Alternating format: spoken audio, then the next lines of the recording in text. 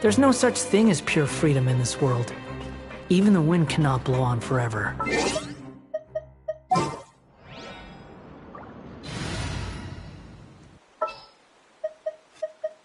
There's still a long road ahead.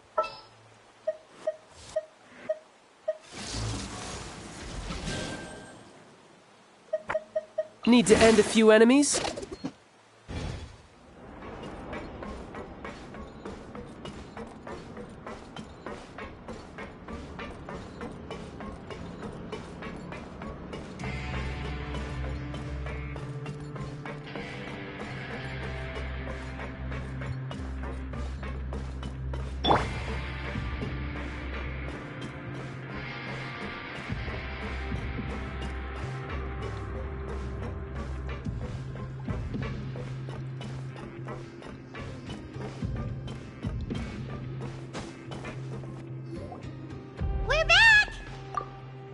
Welcome back.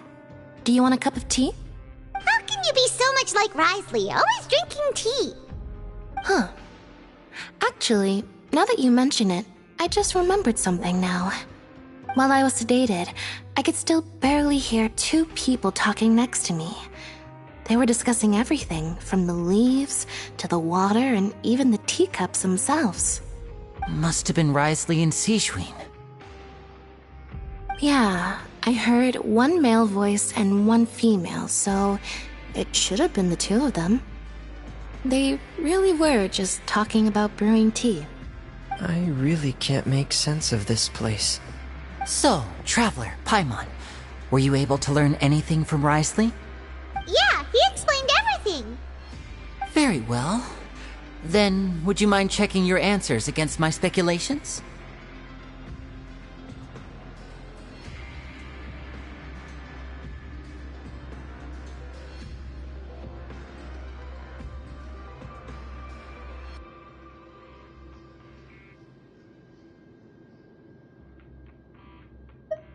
Yeah, I took the time to rest, so I'm feeling a lot more relaxed now. Nobody else is around, and Miss Sijwin is also busy with something or other, so let's just talk here. All right, then I'll posit my theories. I asked myself 3 questions. Firstly, why was Fremine affected by the primordial seawater? It was because he dove into the sea. My theory is, the long-lost primordial sea is probably very close to the fortress of Meropide. Ooh, he's good. He got that right on the first try. That's Arlini. Secondly, Risley's attitude changed dramatically during the course of our stay here. He ignored us completely at first, then suddenly roadblocked us. Why? I spent quite a long time thinking about this. If he has been monitoring the Fatui since the very beginning, he probably ignored us at first because he was hoping we could find Master Child for him. What's more, the Fortress of Meropide is not part of Fontaine's court system, nor does it report to Udex Nervulet. Risley is basically the king of a no-man's land. As long as the fortress doesn't do anything about Master Child's disappearance, Father can use it to pressure the Fontaine authorities. And while the two factions are pitted against each other, Risley will be free to move between the parties of interest. If I had to guess, he probably has something that he's working on himself. It's likely related to the secret of the infirmary, but I just can't think of what it could be. You're super smart. Thanks so much. Then finally, there's the last question. If Risley does have a plan, what could it be? All I know for now is that his plan probably has something to do with the changing nature of the seawater. He's even gotten Cloran to help him out. That can't be the full extent of what he's doing.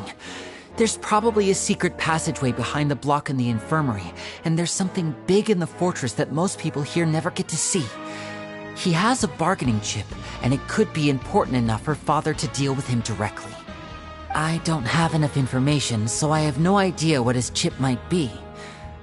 But let me guess. You have the last piece of the puzzle.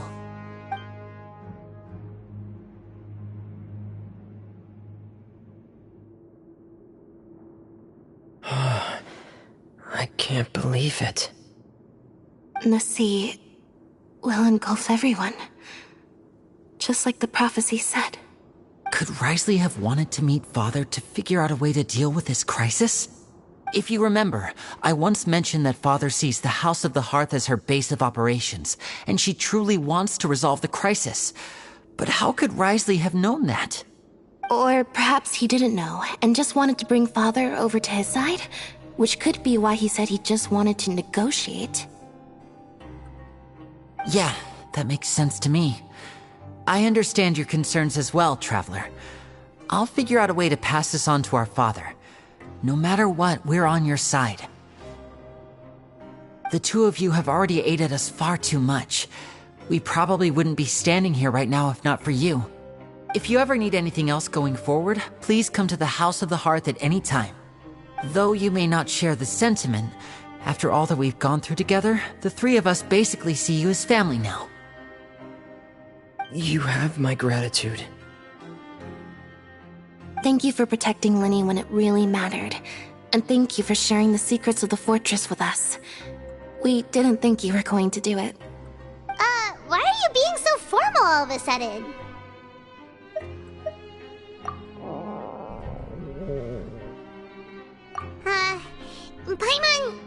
Paimon's hungry.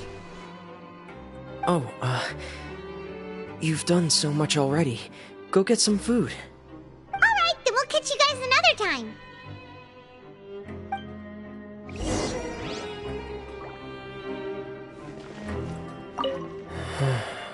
I feel like I should try to become someone more capable of helping. You're incredibly helpful. Lenny thinks so too. Yeah, you two are always telling me not to push myself, but aren't you just like that as well?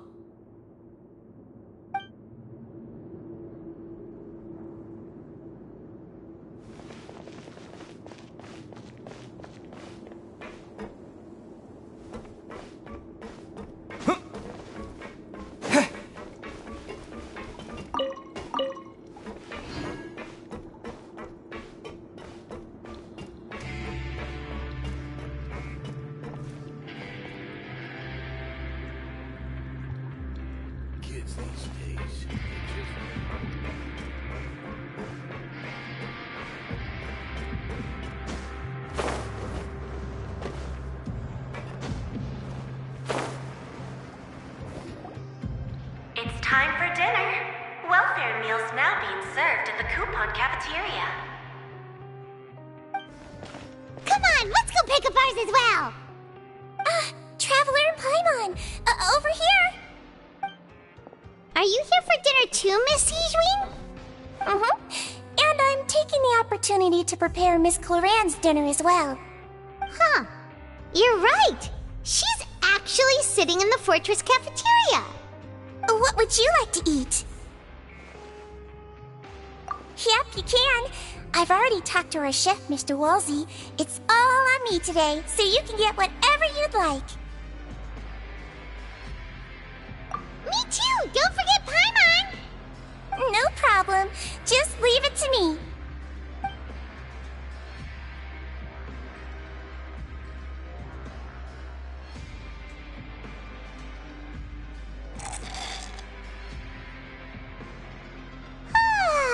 So delicious. Paimon's so happy. Paimon wants to feast like this every day. Feeling full yet? How's the food? Delicious.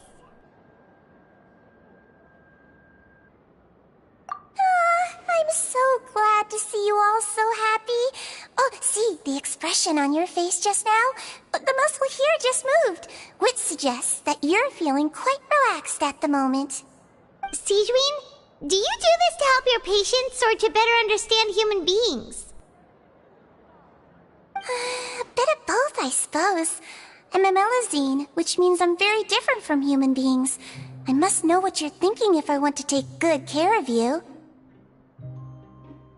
You're really good at taking care of people. Even though you're so short, you still talk and act like an older sister. Really? You're reminded of an older sister? That's great to hear. Oh, and what did you mean back in Risley's office? When you said that you were protecting Linny and his siblings as well? Oh, that. I just asked His Grace to look out for those children, especially that diver boy. I was getting a bit worried after hearing that something was wrong with the water. Thankfully, Glorand is very strong and managed to save him in the nick of time. His Grace also sealed the pipes after Glorand left, to make sure that Linny wouldn't impulsively chase after his brother. Although the path was blocked, we still stationed some guards there to stop anyone from approaching. They were instructed to only open the door once Miss Glorand had returned.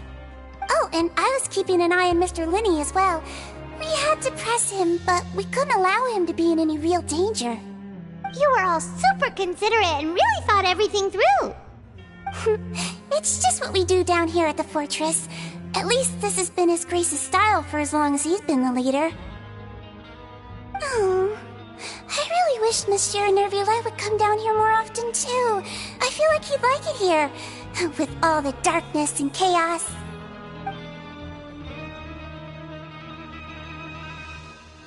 Get a good night's rest, you two. You both worked very hard.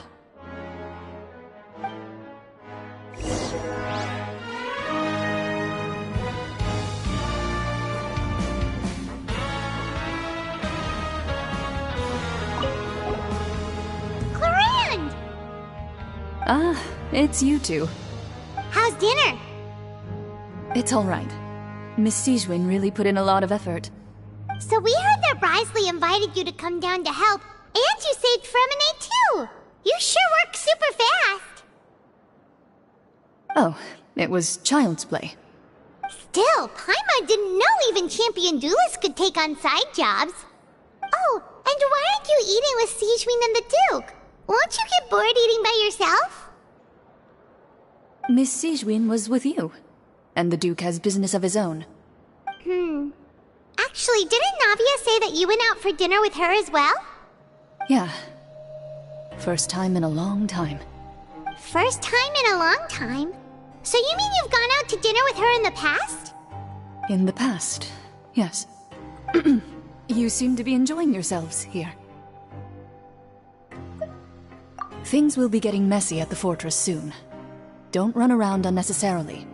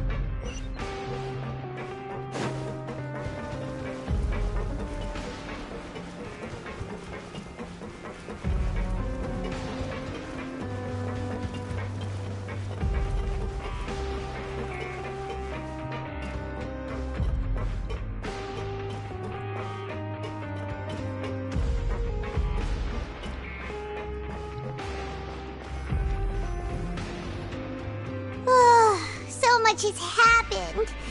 Paimon just feels absolutely exhausted now that she's finally relaxed. Paimon's super sleepy. Are you sleepy too?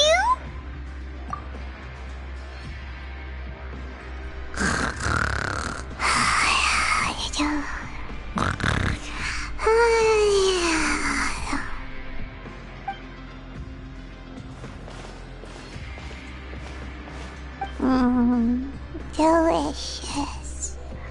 Paimon wants seconds for free.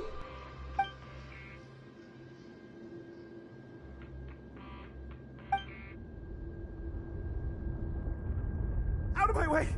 Get out of my way! What happened? Why is everyone running? No idea, but something must have happened. Stop asking! Who's yelling? Paimon still wants to sleep.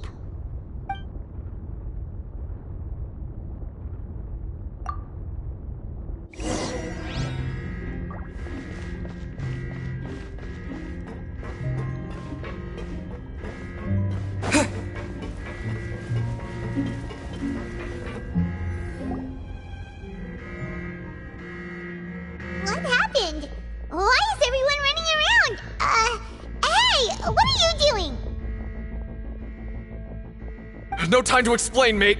Goodbye! Hey! Wait! What's wrong with these people? They won't even talk to us. They're here! There you are! Oh, thank goodness! Quisto and Lavaroon, do you know what happened here? We came here especially to inform you. Something seems to have gone terribly wrong just now. His Grace is telling everyone to evacuate and get out of here. Lavaroon was saying you two are new here and you don't have many friends, so you might slip through the cracks. Haven't you heard all the stories like that? An evacuation is successfully completed, yet you only find out once you do a head count that 1 or 2 people are missing. Wait, weren't you the one who brought that up? Why is it suddenly my idea? Hey, shut up! Okay, whatever. The point is, you should come with us. Yeah, he said to get as far away as possible, upwards and outwards.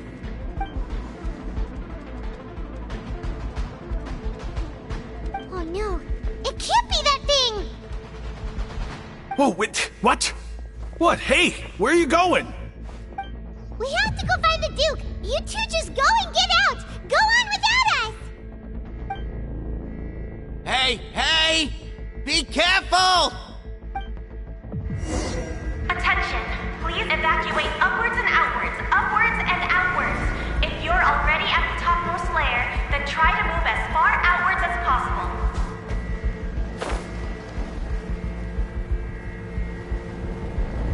Attention! Please evacuate upwards and outwards, upwards and outwards. If you're already at the top...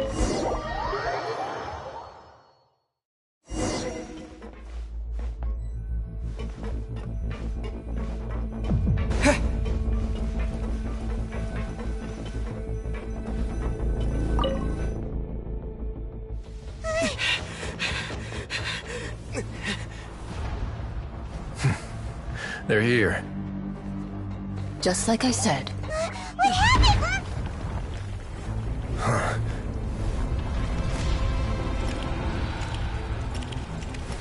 You're just in time. But be ready to run.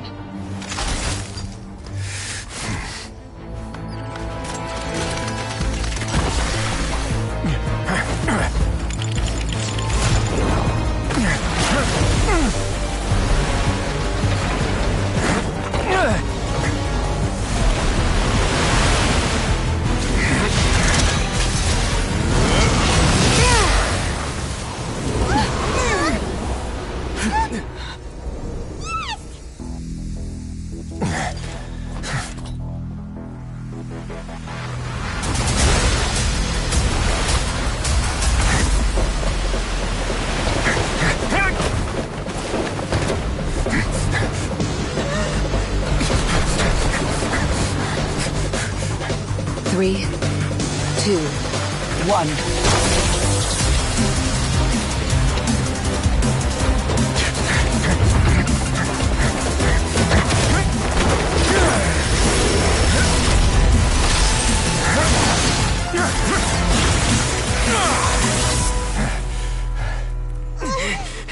This won't hold it for long. Find Neuvillette. Tell him the defenses are about to collapse. Then what will happen to you? Until he arrives, we're the last line of defense.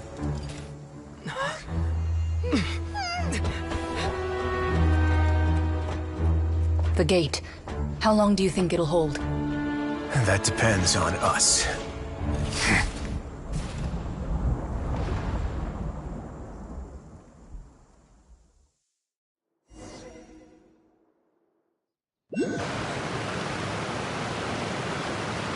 Neuvillette? Why are you here? Traveler, I need you to head to the Opera House immediately. Farina will soon be meeting with the knave there. You must protect Farina, and make sure she doesn't spend too much time alone with her. Will do. You have my sincerest gratitude.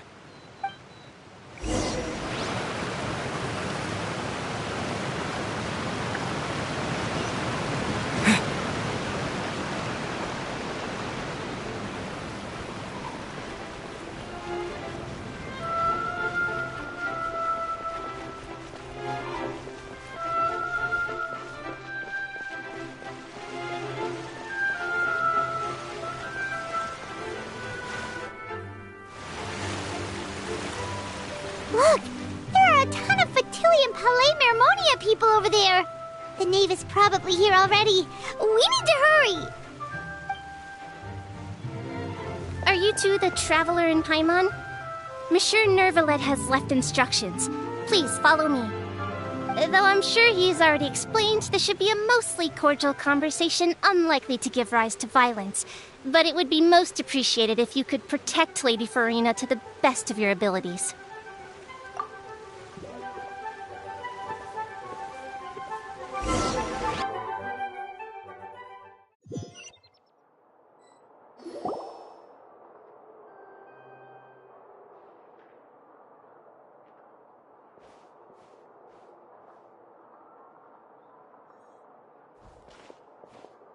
Oh, so you two are the honored guests Miss Farina mentioned. Of course, of course!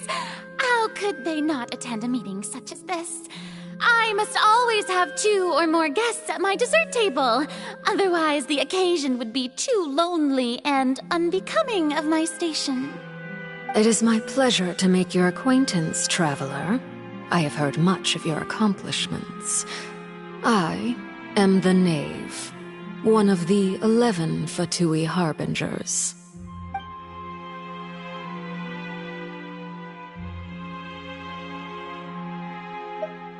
I've already prepared seats for you. Come, sit beside me. Perhaps you two are unaware of how Miss Farina and I do things. You see, we actually recently agreed to get together for tea when we had the time. See this? This is a limited type of confectionery that Miss Farina simply adores. There are only 16 slices sold every day. Here, why don't you and Paimon have a taste?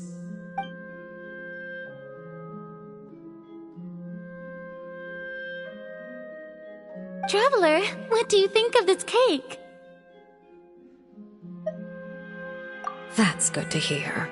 So what Child said was on the mark after all. You do share a taste in desserts with Farina and I.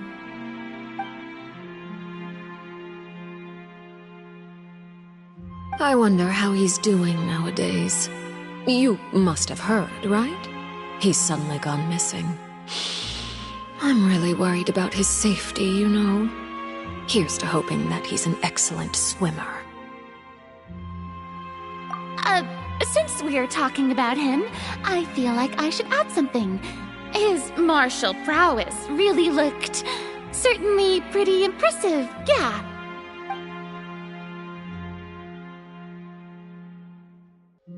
Oh, so you're also familiar with his aptitude for fighting, Miss Farina. Oh, right. I almost forgot. Child was subdued by Eudex Neuvillette right in front of you. Against ordinary people, my colleague would never be on the back foot.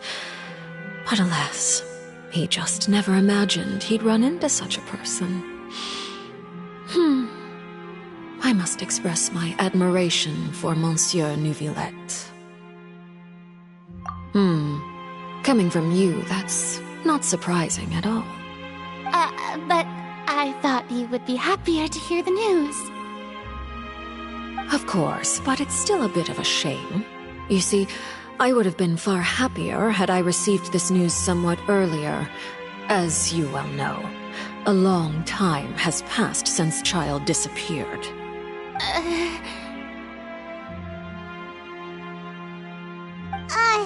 Well, in any case, there's no need to worry. We know for sure that Child is still alive. Oh, and just how do you know that? Because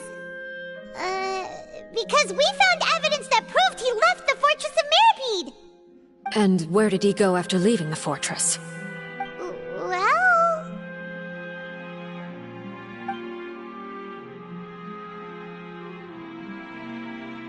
The Fortress of Mirapede lies deep beneath the waves.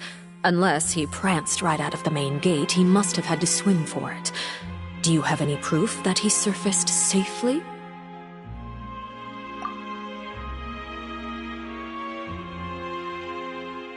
Ah, that is good news at least. His sister Tonya sent a letter to Fontaine not too long ago.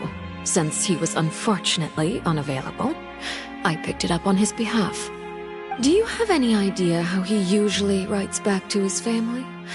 Dear Tonya, your letter made me feel like we were still enjoying our time in Snezhnaya together. I'm currently admiring the scenery on the streets in front of the opera house. Is it something like that?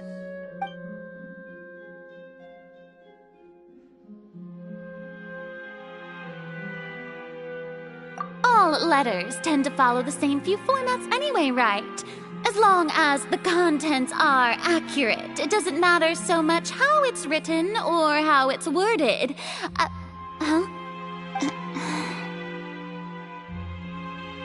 Hold on. The water in the teacup is shaking. I suppose this is also a sign of things to come, Miss Farina. Huh? I don't quite understand what you're trying to say. Have we entered into the next stage of the prophecy?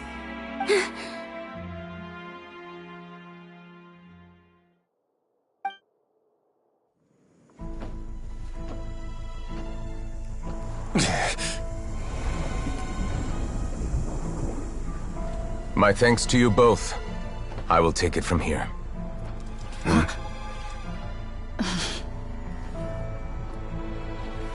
Sure you don't need a hand? Quite sure. Wow. So, what's your secret, huh? Let me guess. Nah, who knows? Maybe it's just your sense of responsibility. Sounds about right.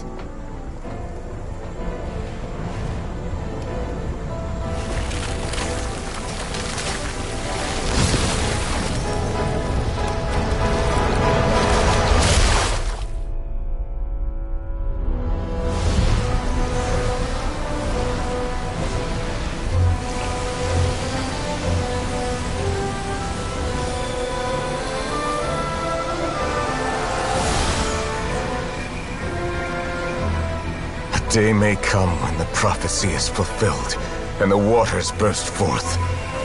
But it is not this day!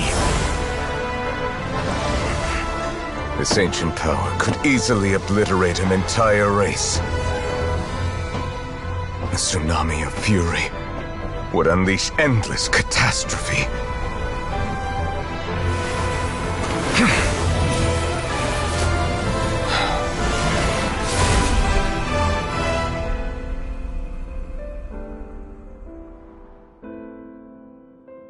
This sentence is too severe. Forgive me for overruling it.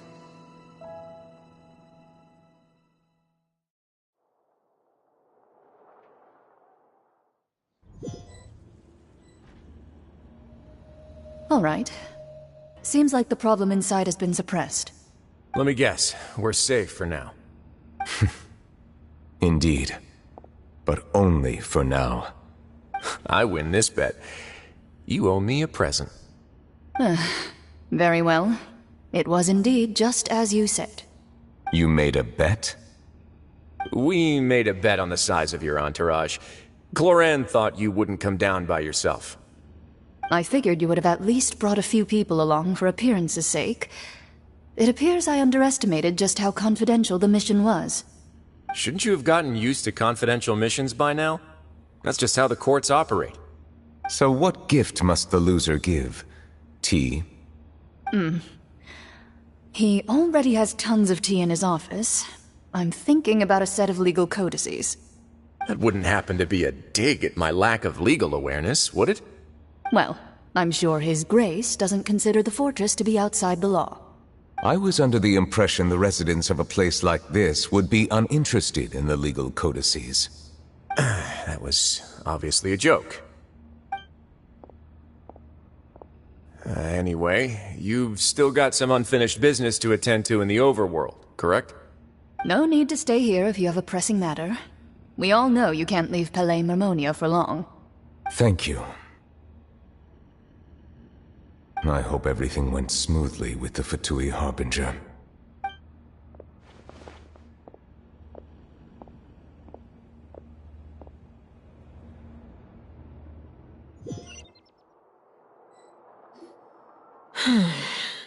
I must say, we've spent long enough playing house. Miss Farina, as the Hydro Archon, I am sure you understand the exact meaning of the phenomenon we just witnessed. Or should I say, that's what I originally thought. But looking at your expression, was I wrong? And you haven't a clue? What are you trying to say? At this point, I don't think there's any more need to speak as diplomatic representatives. Allow me to speak to you now as just a Fontainian.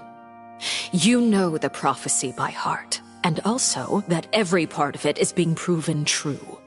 Yet, here you are relaxing, drinking tea, and eating desserts as if it's all nothing more than a few stray bugs in your garden. Do you really think that's acceptable? The prophecy's hanging above our necks like a guillotine. Every faction is looking for a way to either avert the disaster or save their own. Even the orphans of the House of the Hearth have devoted everything to saving their homeland. But you? It beggars belief just how nonchalant and carefree you have been. From the very beginning, you, the god Focalor, you have utterly failed to take action. You're wrong. I've never ignored the prophecy, nor have I just been passing the time in self-indulgence. Retract your accusation and stop doubting the wisdom of the gods with such absurd conjectures! I am not alone in my doubts, you know. All the children of Fontaine may be harboring the exact same thoughts right now. Oh, great Hydro Archon. How are you going to save them? Save us? How are the people you've sworn to protect supposed to survive in a land that will soon disappear beneath the waves? I have my ways, and I've been working on them for all this time. Even if you look down upon me, you have no right to judge me. Fontaine will be saved. Even if I still cannot see the true future right now, as long as I continue on as I am, I will be able to hold my head up high!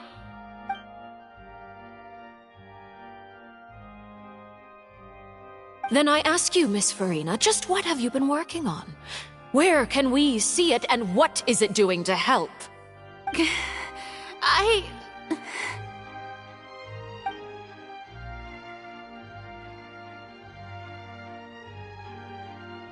My machinations are just like the prophecy itself. They will only reveal themselves at the fated time. It is just that beings like yourselves are unable to perceive them as of yet. I see. As a god, the proof of your labor always lies beyond prying mortal eyes. Allow me to be so bold as to ask another way. Would it be possible for you to tell us the parts of your plan that are not confidential?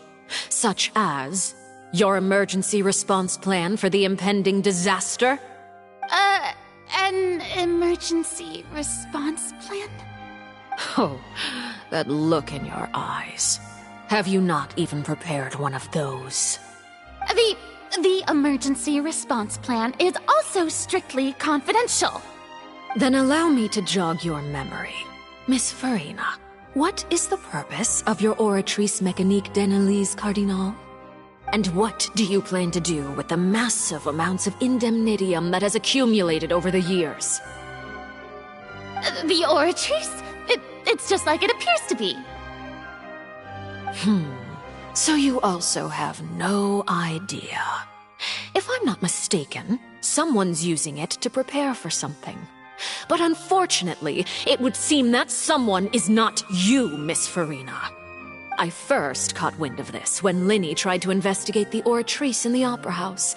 You see, even just getting close to the core contaminated him with an extremely large amount of indemnitium. But even if that had nothing to do with you, then what could you possibly be working on, oh great Hydro Archon?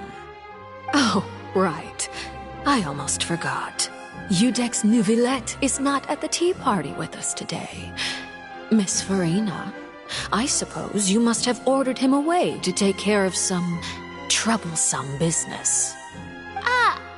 Yes, that's exactly right. Please keep it a secret for me. Of course I will. Although, I must say, Miss Farina, you seem quite insecure without the Udex by your side. Oh, very well. Let's stop that conversation here. There are still a few slices of cake left, so please, help yourselves, everyone.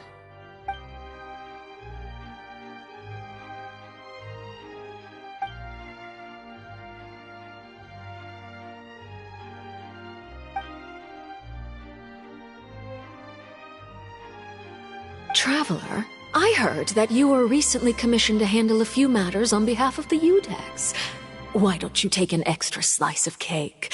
Those who work hard deserve gratitude and praise. You too, Paimon. Thank you. Paimon will take you up on that offer.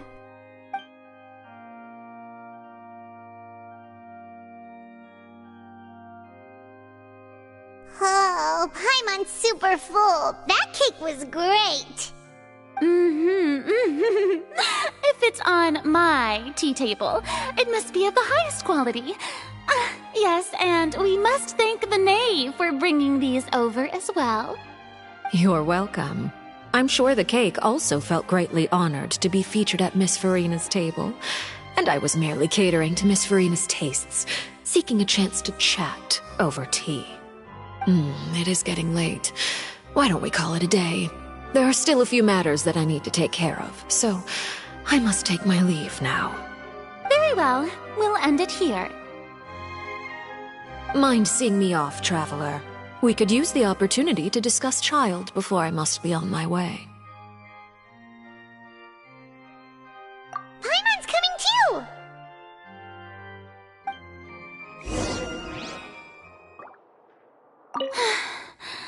The tea party turned out to be even more difficult than I'd imagined.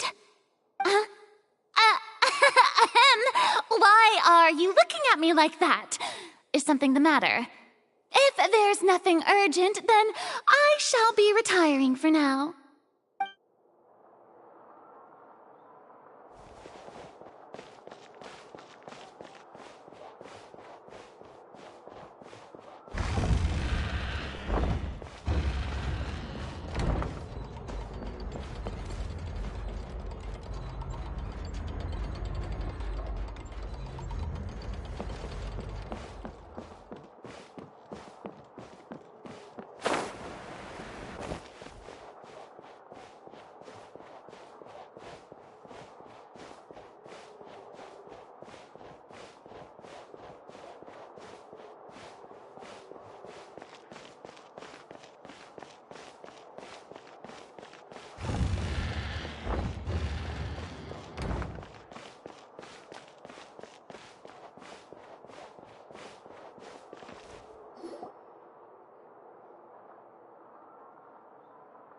I'm glad that you were willing to come with me.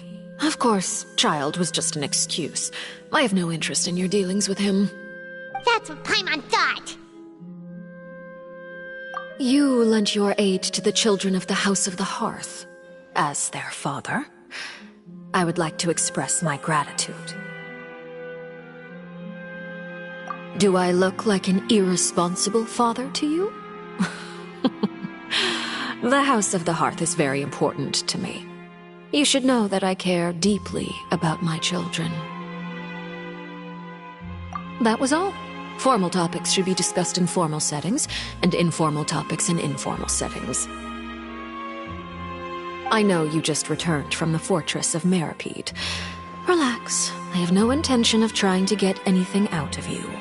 Linny, Lynette, and Fremine are still there, and I trust their judgment and abilities. They've all been working very hard and have always done all they can to fight back against anyone who tried to stop them, especially Linny.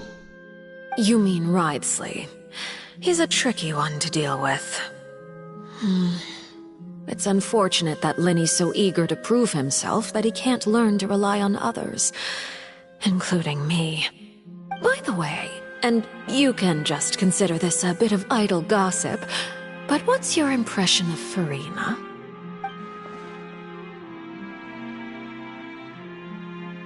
You are outside of our disputes, and the freest person in all of Fontaine, able to move around most easily. Allow me to share my perspective with you. And that's everything that happened during the trial. Master Child was declared guilty and immediately transported to the Fortress of Meripede. Didn't he say he was coming here on vacation? Does he not feel an ounce of shame for all the trouble he has caused?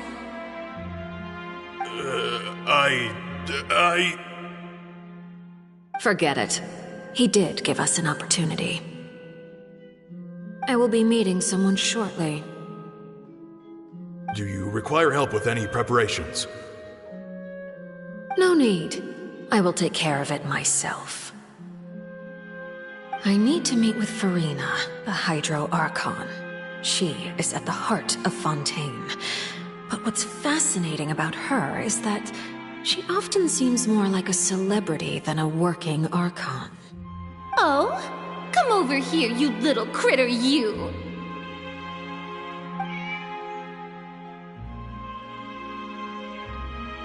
You dare to run from me? Stop right this instant! My goal is just to discover the location of the Gnosis. But I didn't expect the chance to approach Furina to be handed to me on a silver platter. This is so easy, it's actually making me a bit suspicious. Anything left unguarded is usually just bait. But no one will blame someone for taking the bait. After all, from the moment it was attached to the hook, the bait is meant to be sacrificed. It's just as I guessed in the second before I struck. The Hydronosis is not currently held by the Archon. In fact, this Archon doesn't seem like a god at all. And I sense that she's under some kind of curse. Who are you? And what are you trying to do? Please don't kill me! I'm begging you, please! The fear in her pupils is genuine, so perhaps she's not bait after all. Either way, targeting her has lost all meaning. I left the scene with ease. Nobody came looking for me, and nobody could serve as a witness to my near assassination of Focalor. I suspect even Furina dares not mention this incident to anyone. Not long after, my informants confirmed what I had guessed. After returning to her quarters, Furina quietly cried alone.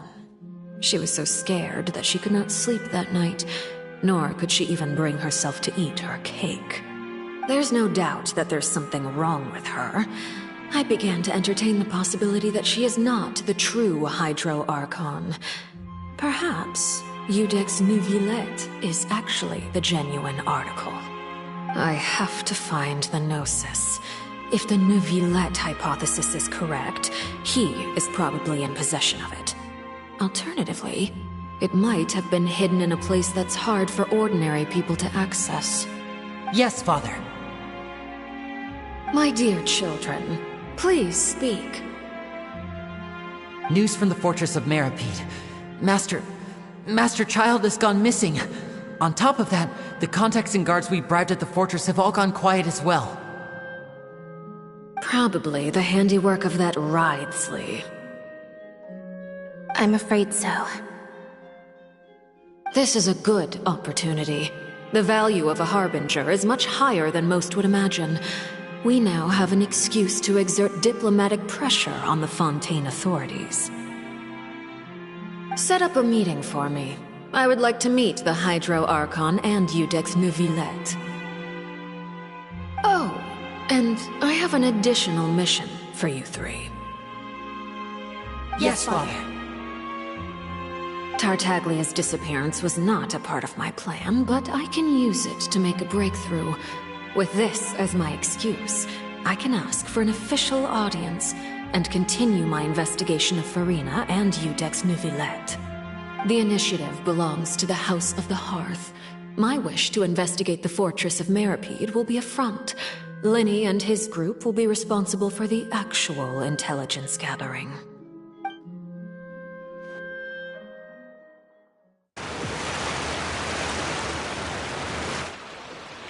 You should know the rest. Linny's group is quite close to you, so they wouldn't have hidden anything from you. You attacked the Hydro Archon? It wouldn't mean anything, even if you shouted it from the rooftops. After all, even Farina herself is still pretending that nothing of that sort ever happened. Alright then. I've now had 2 chances to enjoy tea with Farina. I have to say, the leadership of Fontaine is even more inscrutable than I had imagined. I once surmised that Iudex Neuvillette must be the Hydro Archon, but now, that doesn't seem right to me either. I am a servant of Her Majesty the Tsaritsa. Over my years of service, I've learned how a real Archon conducts and carries themselves. Whether Iudex Neuvillette or Farina, neither fits the bill. It's hard to imagine either of them as the Archon. Of course, that is all just how I feel. Gut feelings often do not require justification. It is, however, quite amusing to me that after all my years working in intelligence gathering, I've come to realize I am at a complete loss regarding the identity of the god of the land of my birth. Don't you think Fontaine is quite intriguing? A catastrophe looms, yet many secrets have yet to rise to the surface. It looks like Fontainians will have no choice but to save themselves. Ultimately, though, one must survive in order to do anything else. Should the need arise, I would be happy to cooperate with you. You don't need to commit to anything right now, of course. I have a feeling that the situation will continue to evolve, and as your name is often connected with noble deeds, I'm sure we will work together someday. He certainly returned quickly. You must want to catch up with each other, so I'll leave you to him.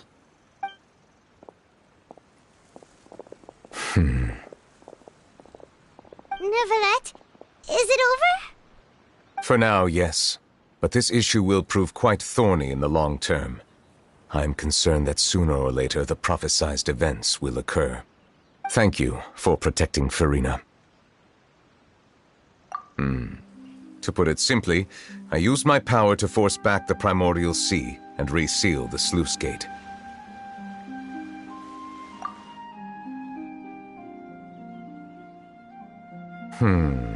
So as expected, the knave has turned up the pressure on Farina. She's trying to feel her out, though I'm still unsure as to her motives. Permission granted.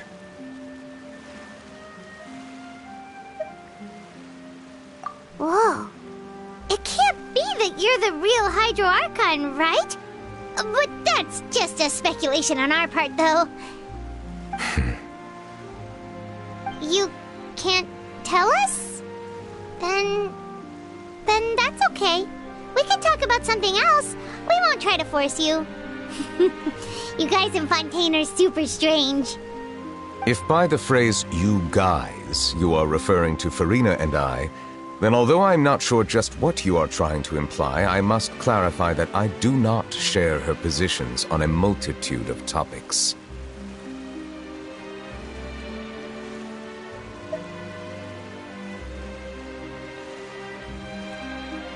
I believe so.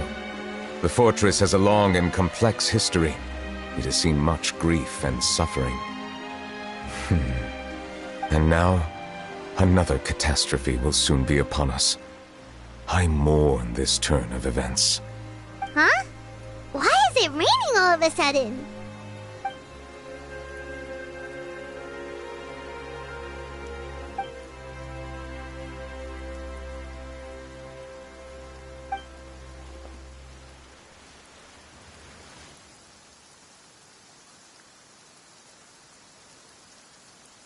You may be closer to the truth than you think. Oh? And what are you thinking? The dragon of... what? Huh? Please do not be so surprised. Farina?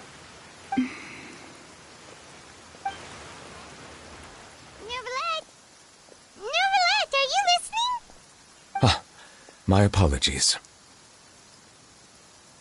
We were just guessing randomly. We didn't guess right, did we? You're not actually the dragon sovereign of water, right? Well, if you don't want to confirm or deny... You guessed correctly. I sincerely hope you'll be able to keep this a secret for me. Right, of course. We'll definitely help you keep it a secret. There's still something Paimon wants to ask you, though. Please, go ahead.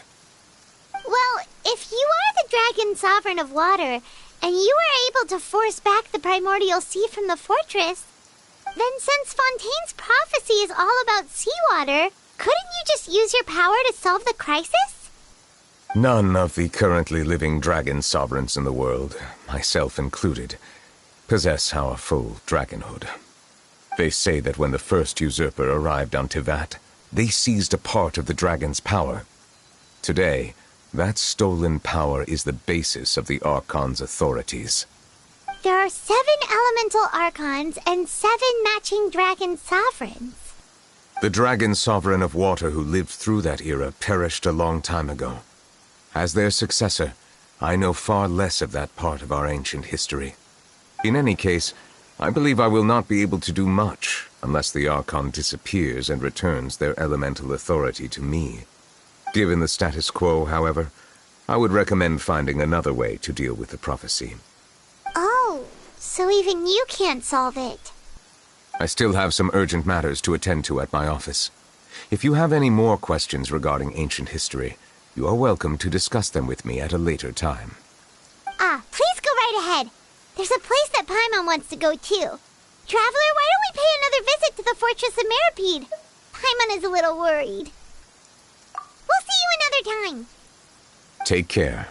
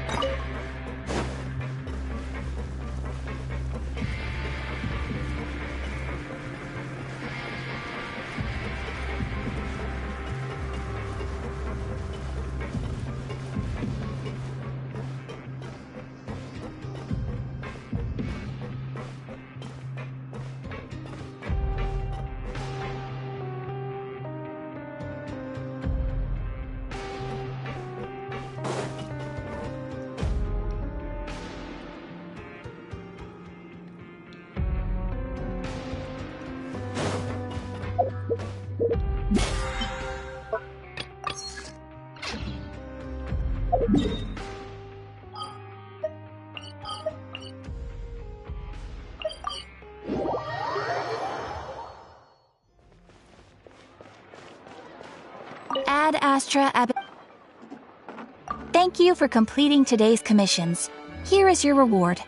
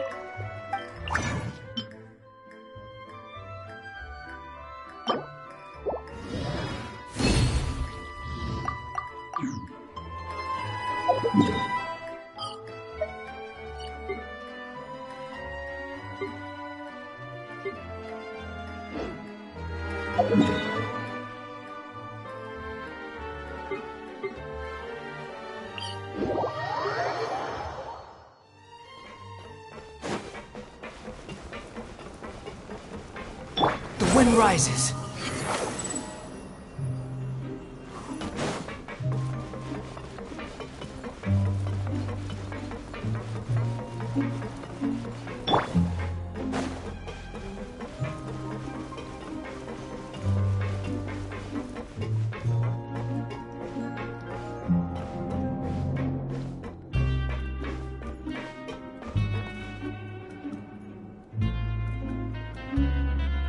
Now guess, what suit will this next card be? A bare-teeth cat? Well, well, look who it is. Traveler, Paimon. Hello, everyone. Looks like you're recovering nicely from it, eh? Mm-hmm. Thanks to everyone's support. Oh, right. I managed to work up the courage to thank Miss Clorant in person. Whoa, how did she react? She told me that it was nothing. It was as if saving a life wasn't a big deal to her at all. She also told me not to worry about it. She didn't want to stress you out, that's all. She's right, and it's best not to dwell on it. Yeah. Okay, but check this out. We went back to the opera house and we met the knave. You met Father? Did she say anything to you? She said a few things that were, a bit hard to understand. And also that she's looking forward to working with us in the future. Her attitude towards you is even better than what we'd imagined. That's fantastic. You should believe her. She has her own way of doing things, and she'll do everything in her power to help those she considers close, which now might also include you. Mm-hmm. Father is very capable, and also trustworthy. Oh, Paimon just remembered that she thought Lenny was a bit too proud as well. She said that you should learn how to rely on others sometimes. Got it. Huh. That does sound like something that Father would say. Hey! Are you going to stay here for the next few days? Looks like it, yeah. Excellent. I will host a tea party. For real? Then Paimon wants another serving of cake. Another implies that you were already served some delicious cake while you were up there. How lovely. Well, next time, you're going to have tea and snacks with us.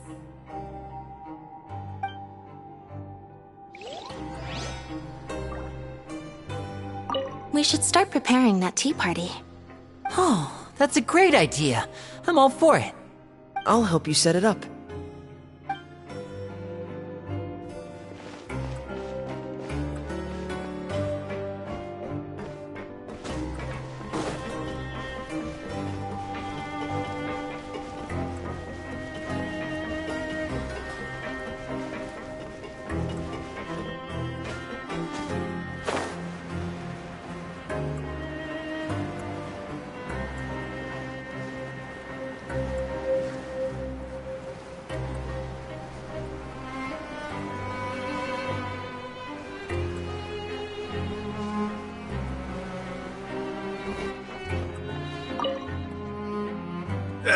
You guys are back? Crystal! Macaroon! You guys didn't get caught and thrown back down here, right? Huh? No, not at all. And here I thought you'd managed to escape from jail during all the commotion. I'd held you up as legendary jailbreakers, but now you're telling me you just never left? We're sorry, but we just had some business to take care of. All right. There's no need to get caught up in the details. We're just relieved to see you. He was super worried about you, you know. Hey, it wasn't just me. Weren't you super worried as well? Something like that, yeah. I was also transferred to work in the kitchen a few days ago. I can still hear Quisto mumbling to the carrots. Are those two all right? Do you think they made it out alive? Whenever he'd say that, I'd tell him I'm sure they're fine. Wherever they are, they're kicking back with drinks in hand, enjoying the lovely scenery. Hey, there's nothing wrong with worrying about your prison pals. Is there? I mean, considering how they always love listening to all my gossip. These two. They sure are a lot warmer and friendlier than when Paimon first met them. Oh, well, if you say so. I'll be watching you to make sure you finish every last bite. Hey, why don't we have a meal with those two one of these days? You want to cook for them yourself? Why not? Good chance to show them what I can do.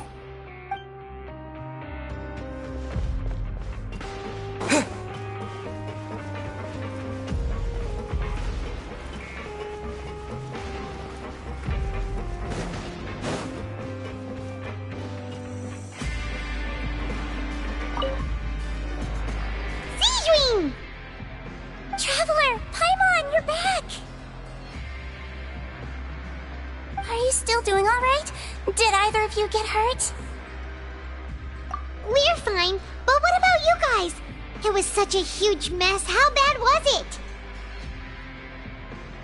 A few people sustained superficial injuries, but that's about the extent of the damage.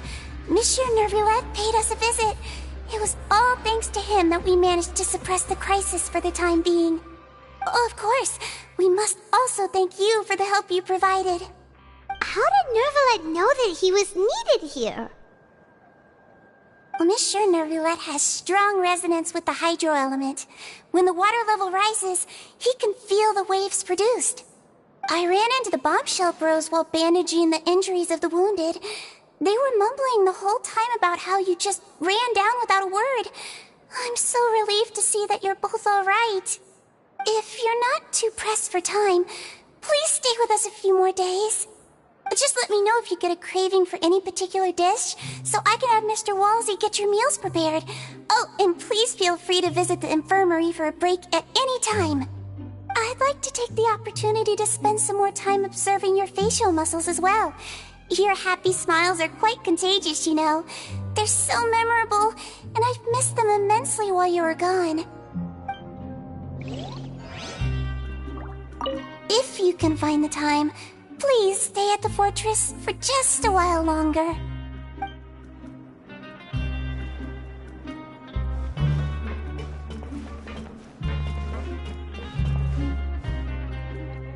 Grab yourself a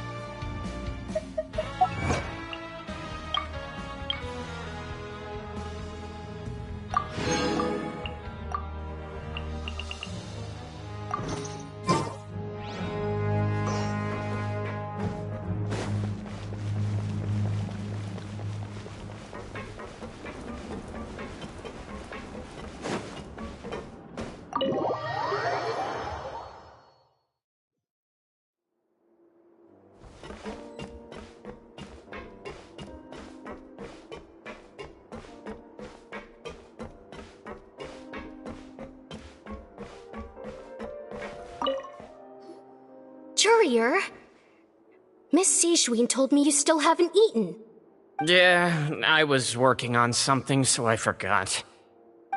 That's no excuse for... Huh?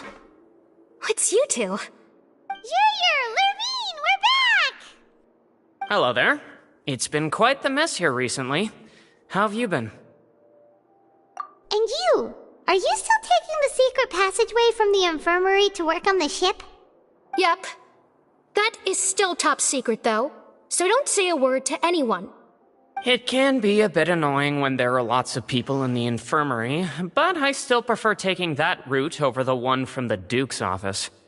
I mean, the infirmary does make it easier for you to slack off. Oh yeah? Then why are you also here so much?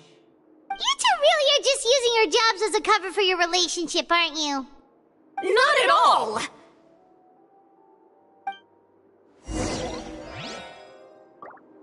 Courier, the rumors about us are literally everywhere now. Please do something about it. But it's not like I caused them by myself. All right. I'll try to do something about it when I can find the time.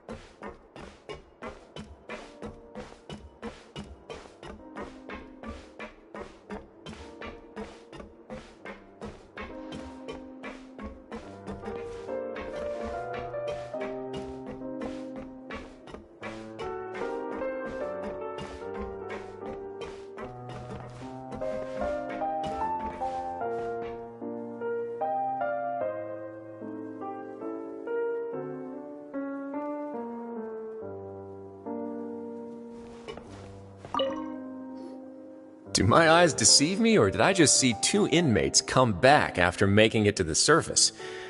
Some strange winds blowing of late. We wanted to see how the fortress is doing. Is everything still alright? We're fine, for the most part. Neuvillette came down and took care of the worst of it. If that's the case, why don't you just ask him to stay here? Oh, yeah, what a brilliant plan. Let's go convince the Eudex himself to exchange the courts of Fontaine for a puddle of water in the middle of nowhere. He came here in a hurry and left without even stopping for a cup of tea. He did remember to take Miss Sigewinne's gift with him, though. He sure sounds super busy. Miss Cloran has left as well. She also took her gift from Miss Sigewinne. Were the gifts milkshakes? Neuvillette got the milkshake. Cloran received lipstick instead. Those aren't even remotely alike. Well, it's Neuvillette's own fault for making Sigewinne worried about his health by working so much. But besides that, our head nurse is still pretty fond of picking out beauty products for the ladies. Oh, and I have some gifts here for you as well. Are these from Sigewinne too? Nope, they're from yours truly. You've already wrapped up your work at the fortress, so you can return to the surface at any time. You haven't yet served your full prison term, however, so you may continue to use your cell until your term is up. For real? Then we could stay here for a really long time? You may access the cafeteria for free. Hooray! Just remember to come complete your paperwork once it's time for your release.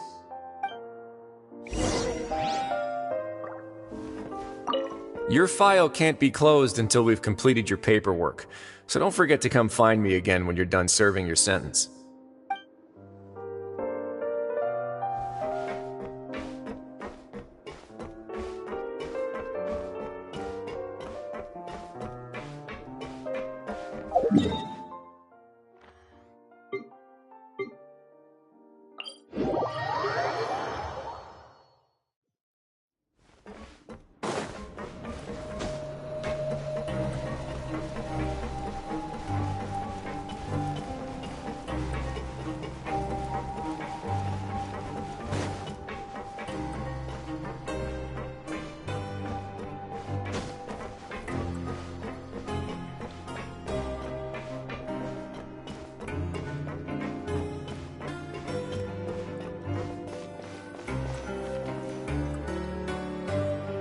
We're back in our cell again.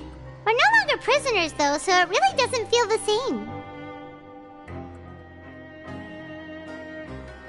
Sure feels that way. But the truth is, we never did anything bad to begin with, so I'm not sure why we put so much pressure on ourselves. Huh? How did you know? Hey, that's not true! All right. Okay, Paimon just wanted to say that we really are an amazing duo after all. It's like we've now gone to so many places together and become friends with so many people. We've never stopped traveling or stopped meeting new friends. There are so many bad things in the world, and we're just two people, but we've still been solving problems no matter where we go. Isn't that pretty cool? You're counting Paimon today? Aren't you the only adventurer here? Then let's ask Catherine to give Paimon an adventurer handbook as well. Paimon will also be an adventurer from today forward. Just our thoughts making Paimon giddy. Oh, Paimon's gonna crash, so you sleep soon too. The last time we fell asleep here, we woke up to a whole mess outside our cell. The primordial seawater nearly rose up. That was so scary. We should be safe now, right? Alright then, good night to you, traveler.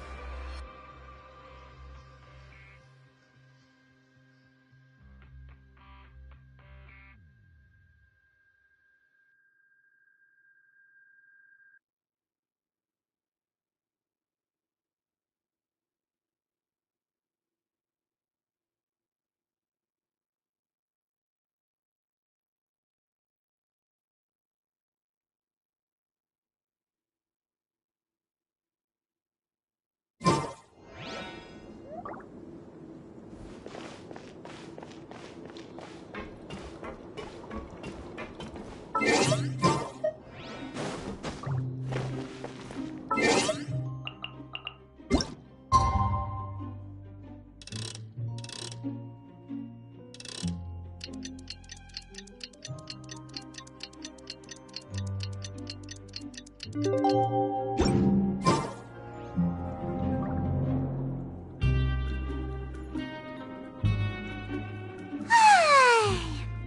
for a little rest after breakfast. This is the life. Wait a sec. Isn't something important supposed to happen today?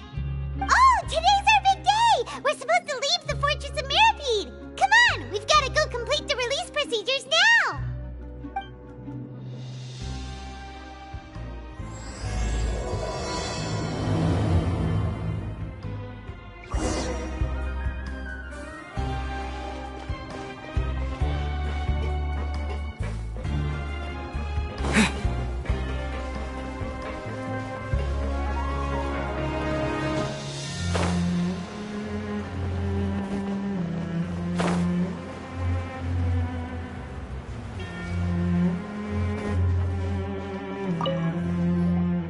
Please, sign here. This document will be effective immediately upon signing, and you two may exit the Fortress of Mirapede via the regular channels. It's been so long since we've been to the surface. Let's hurry up and... Huh? What's happening?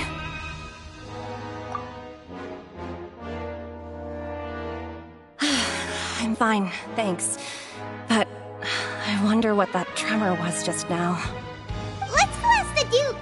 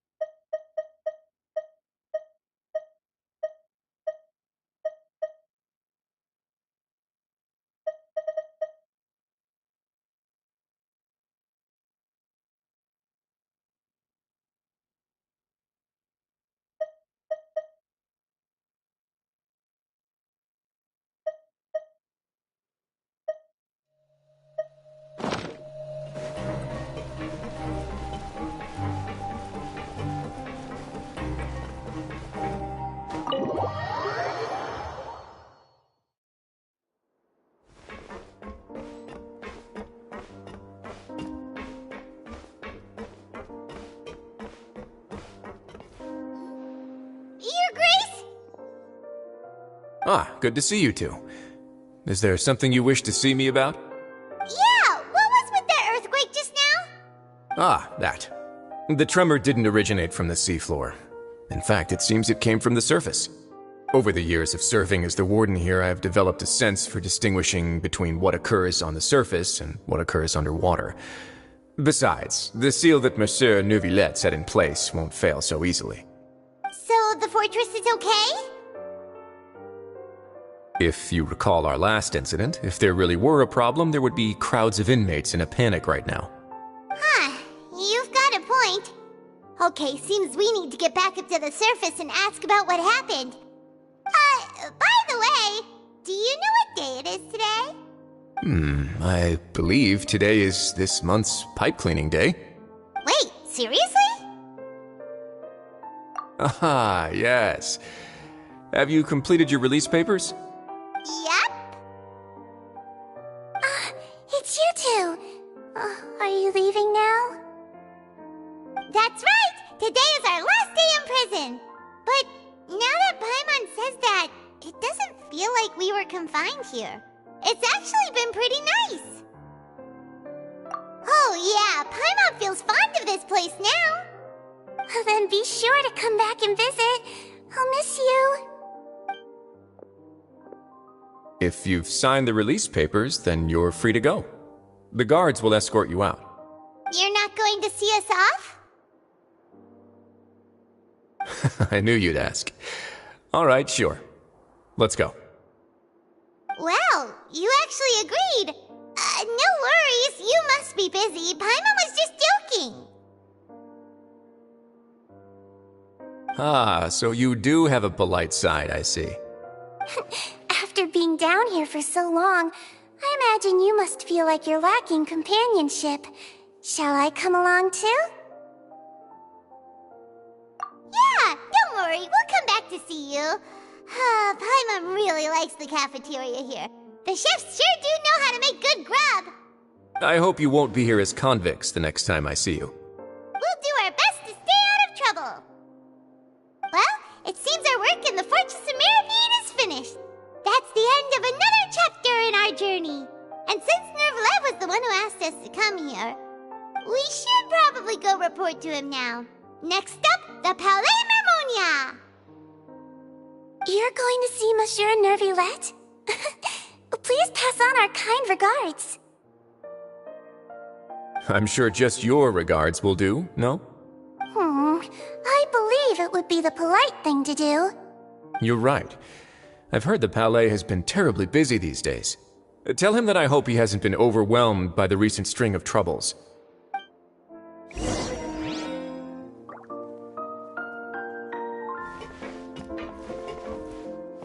If you're concerned about things at the Palais, why don't you take some time to go up and check things out? I believe you should still have some vacation time to spend. Thank you for being so understanding. It means a lot. It's been some time since I've gone to the surface.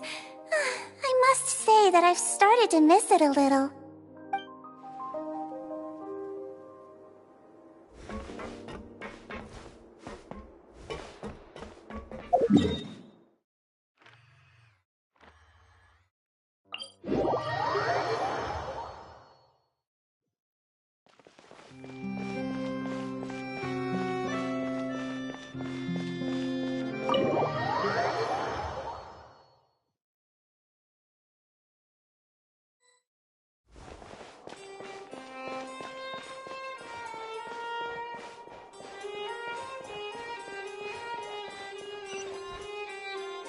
The Palais Mermonia sure is buzzing with activity today.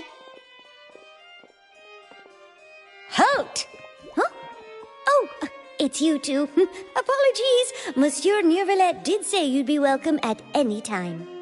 Excuse me, would you mind helping me take a look at this report? I'll be right there. Sorry, I've got my hands full here. You can see yourselves in. Everyone's so busy. Seems a lot has been happening.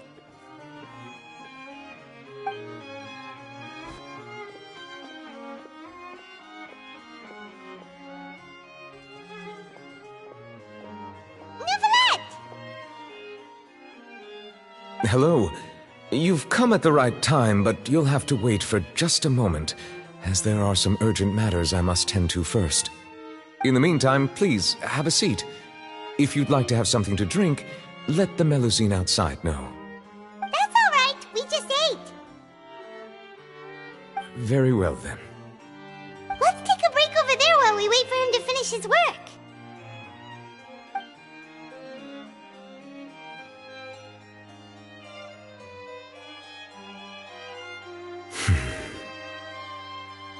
All right. I should wrap things up for now. Are you done with your work? Yes, sorry to keep you waiting. Today should be the day you were released from the Fortress of Meripede, and it appears that you have managed to complete all the release paperwork. That's right, and we came here to see you right away.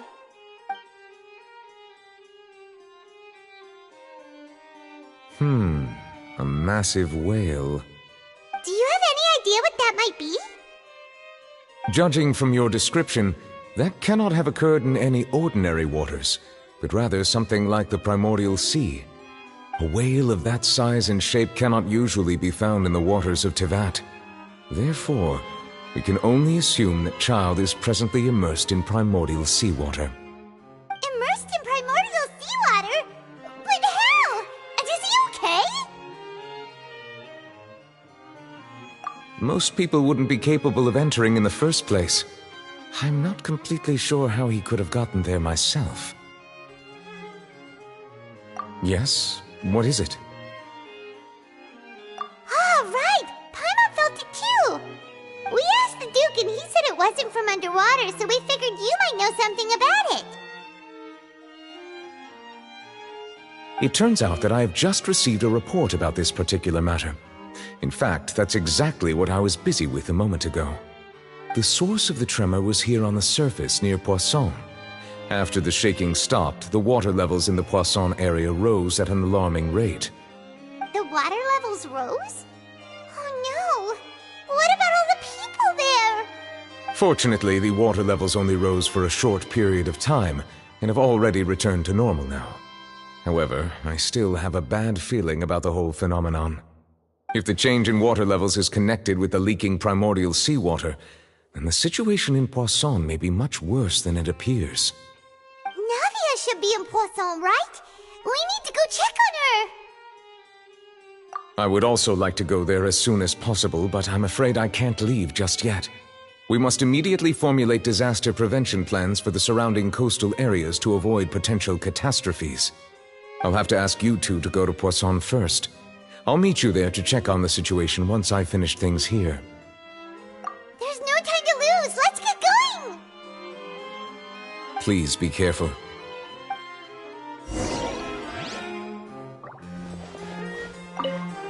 The two of you have my thanks. If you need any help, just let me know.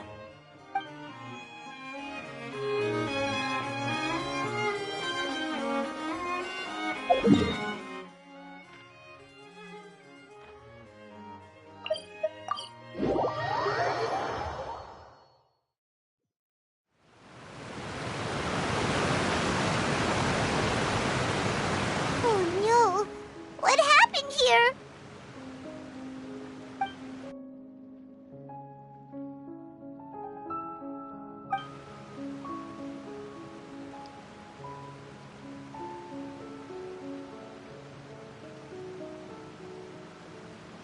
Navia should be around here, right? We need to make sure she's still... Paimon means we need to check on her.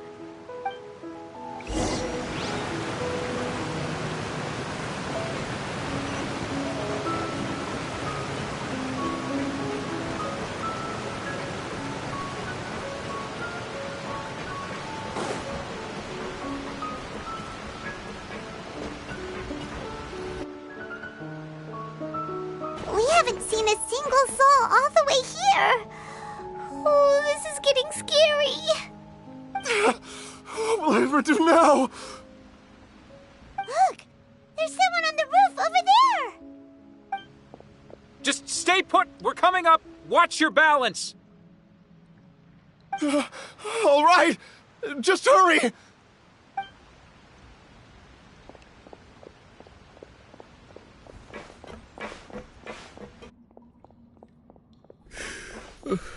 I'm not young anymore. How will I survive on my own? My Desiree! Oh, he looks pretty sad. My leg! My leg! How could this have happened? It hurts! Just hang in there. Help is on the way. You can hold my hand if it makes you feel better.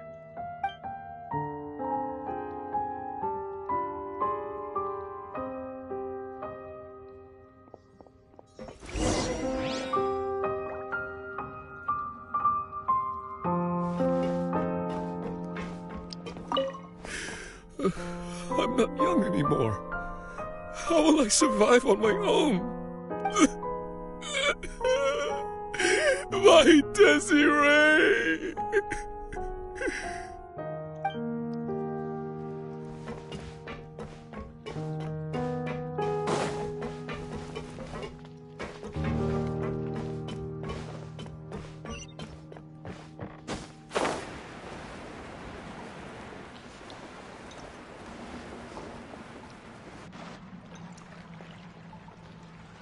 Oh, it's Navia. She's over there.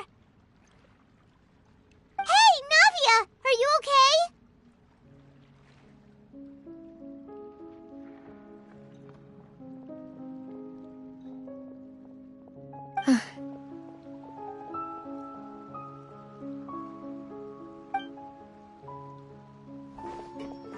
You're here. We heard there was a situation in Poisson, so we came as quickly as we could. Yes. As you can see, the water level suddenly rose. It caused quite the disturbance, in fact.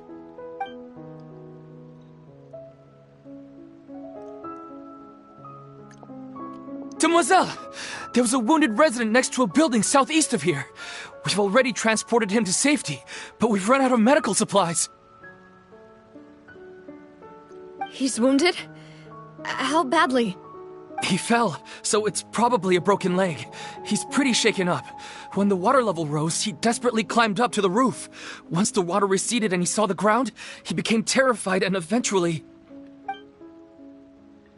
He jumped down then. Find the leader of Squad 1 and tell him to take the wounded resident to see a doctor. He should know where to go. Understood. I'll take over his search and rescue mission in the meantime. All right, you'll be in charge.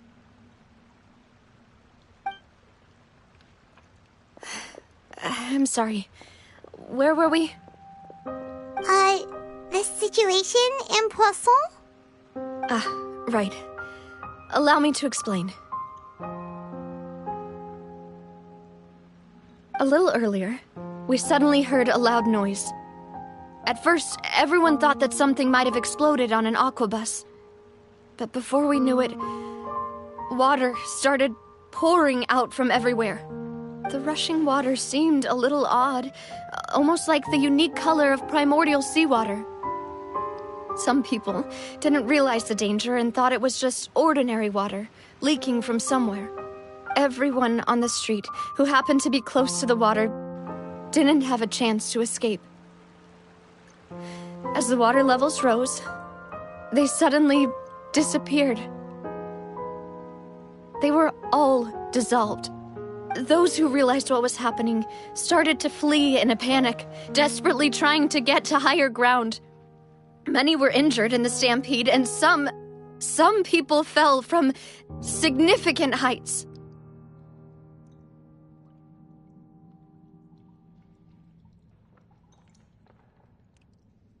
The Spina di Rosula initiated rescue operations as quickly as possible, but there have been a lot of casualties. Fortunately, the water began to recede after some time, and the chaos came to an end. The water that flooded the area contained primordial seawater, so the lower levels of Poisson are still hazardous. To ensure everyone's safety, I've asked the people there to leave as soon as possible. No one knows if this could happen again. All we can do for now is try our best to help evacuate the residents. We still haven't completed the head count, but we'll have some numbers soon. How awful. And all of this just came out of nowhere. It was quite frightening indeed. I only wish that everything that just happened was a bad dream. Is there any way we can help, Navia? Thank you for being so willing to help in a moment of crisis like this. You don't know how much it means to me. I really can't express how grateful I am.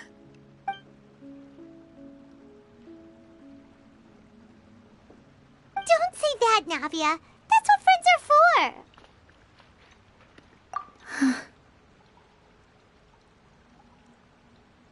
Demoiselle! We've got a situation here! I'll be right there. Sorry, I need to go for now. And off she goes. Seems it might be a while before she can take a break.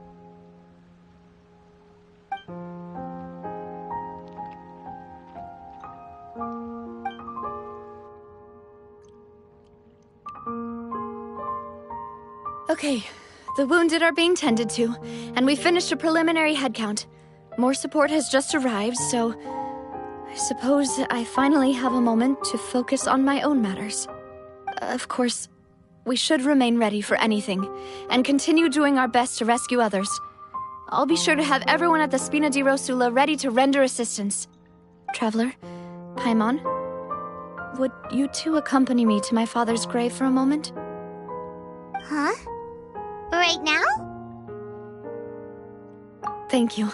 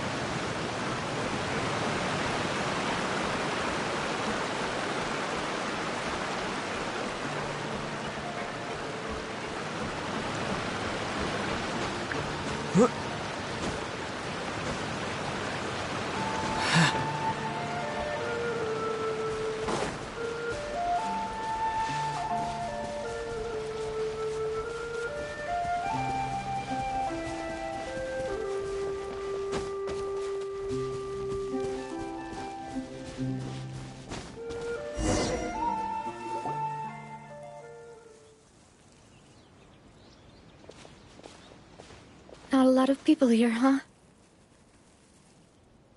Well, given the time of day and the whole situation in Poisson, Paimon doesn't think there'd be a ton of people here visiting graves. Right. That's how things are now. The living are so exhausted that they've no strength to spare any words for the dead. Navia?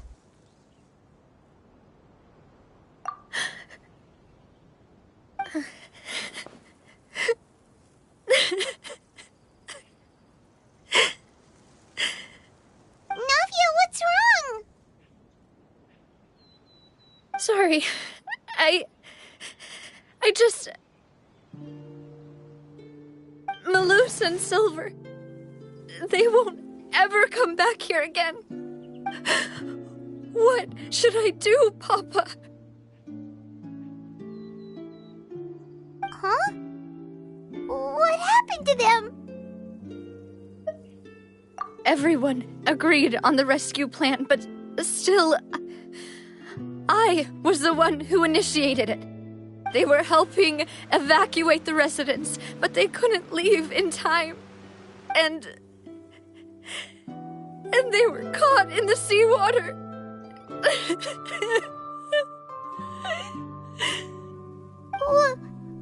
What should we do? I've known them for so long. And I know they weren't afraid. But I could at least hold a funeral for my father. And I know where he rests. But as for Malus and Silver, they're just gone. I just can't.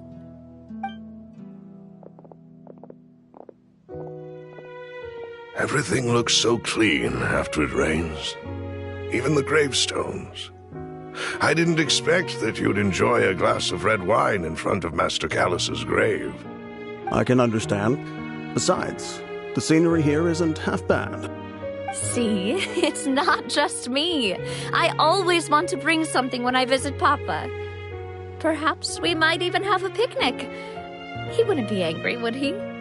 How could Master ever be upset with you, demoiselle? Yet the cemetery is the home of those who have passed, is it not? Everyone ends up here sooner or later, no matter who you are. Buying yourself a plot in advance, are you? No need yet. But when I do, I hope you'll let me be buried beside Master Callus, demoiselle. Hey, stop joking around. I'm quite serious. That way, it'll save us both the trip to see each other whenever you visit your father's grave. That makes sense. In that case, could I be buried on his other side? After all, besides you, demoiselle, the two of us could certainly be considered Master's closest companions, no? Personally, I believe we fill those shoes just fine. Why are you bringing this up all of a sudden? Seriously. All right. I'll remember your requests. But I'd really prefer not to talk about this stuff. And what do you mean by saving me a trip? I'd make the journey even if I had to visit you two somewhere else. I'd promised to let them rest in peace here. But here I am breaking that promise. I'm sorry for letting you see me in a mess like this. I don't usually cry, really. Paimon doesn't know how to help you feel better. But, well, she understands how you feel. I'd always thought I could make my wishes come true. But now that I think about it, that never solely relied on me. Many things can only be accomplished with someone else's help. Malus and Silver have helped me so much. But by contrast, I could do nothing for them. I'm so sorry. You can spend as much time as you need here, Navia. We'll stay with you. Thank you. Right now, you don't know how much that means. By the way, you can have a look at this. It's a list of victims from the incident that took place here. Obana, Khan, Burnett, Giverny, Francine, Karina, Daisy Ray, Joinville, Julianne, Esson, as well as Malus and Silver. So, everyone else is safe. But still... It's okay. I know what you're thinking. And you're right. We lost Malus and Silver. But we were able to save more than we anticipated. The overall outcome indicates that the cost was worth it. Right! Don't think that way, Navia. One person might be saved at the expense of another, sure, but that isn't something we should ever consider a trade. Malus and Silver were not the price for saving anyone. They're heroes. You're right. Thank you, Paimon. What you said just now was pretty amazing, actually. I'll remember your words. Oh, really? Seems you've become more eloquent in the time since we last met. The knave? What are you doing here? Is everything going well on your side? Yes, my people are carrying out the mission according to your request. All the residents of Poisson have been evacuated, and we're preparing to relocate them to higher ground. As for these supplies, we have everything taken care of. There is no need to worry. Thank you very much. Wait, do you two know each other? We just met recently. Right, Miss Navia? Usually, I would call this a coincidental encounter. But that doesn't quite fit this time. Besides, it never even crossed my mind that a Fatui Harbinger would come looking for me. Thanks to the Knave, Spina di Rosula received generous support from the Fatui, which allowed us to complete the rescue and evacuation work so quickly. Mutual aid is essential to fostering positive developments. We were already in the area, in any case, so it was nothing. That said, I must say that you're a lot sharper than you let on. I'm sure you understand what I mean. I apologize for all the ways in which I tested you previously. We've never worked with a Fatui before, and it's extremely important for us to know who we're working with. My subordinates have reported that Fatui soldiers have been observing water levels and taking head counts in various locations. I hear that they've also prepared a large amount of emergency supplies. I'm quite surprised. This is nothing to brag about, nor do I intend to. It is simply the way of powerful organizations to act forcefully, whether they are doing good or ill. You've witnessed that firsthand, in any case. As I've told this traveler before, I know of the prophecy, and I intend to prevent the impending disaster. Lending your organization a hand was a natural first step in accomplishing that. As such, do not be troubled by this token of our sincerity. Perhaps one day, you'll also be able to help me in the same way. Without your help, there would have been many more casualties. I won't forget your kindness. Furthermore, I sincerely regret what happened to Malus and Silver. I only wish that my people could have arrived a little earlier to prevent this from happening. Don't say that. You and your subordinates did everything you could. As Paimon said, Malus and Silver didn't choose to sacrifice themselves for any specific person. And they weren't the price paid for others' salvation. They chose to become heroes themselves. I've never liked hearing people put it that way. It's like trying to relieve pain by saying some noble-sounding words. But right now, there's nothing more suitable. They really did become heroes. You're right. I'm sorry for your loss, Miss Navia.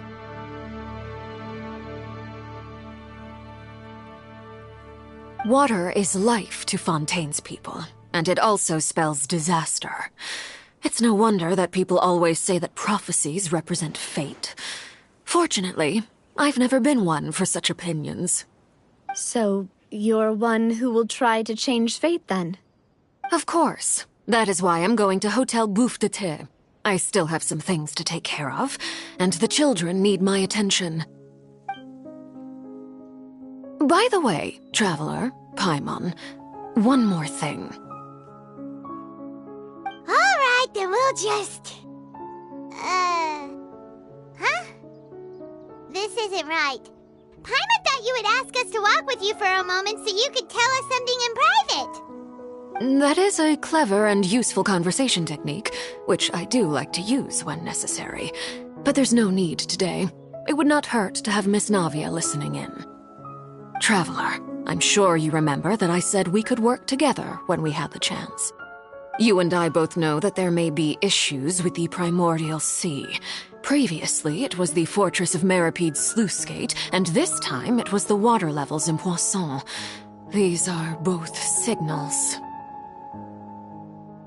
Indeed.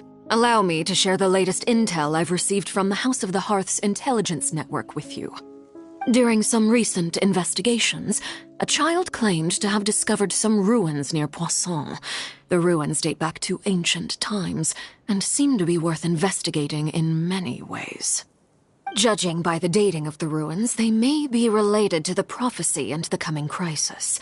The situation is becoming more urgent, so any pertinent information will prove extremely precious.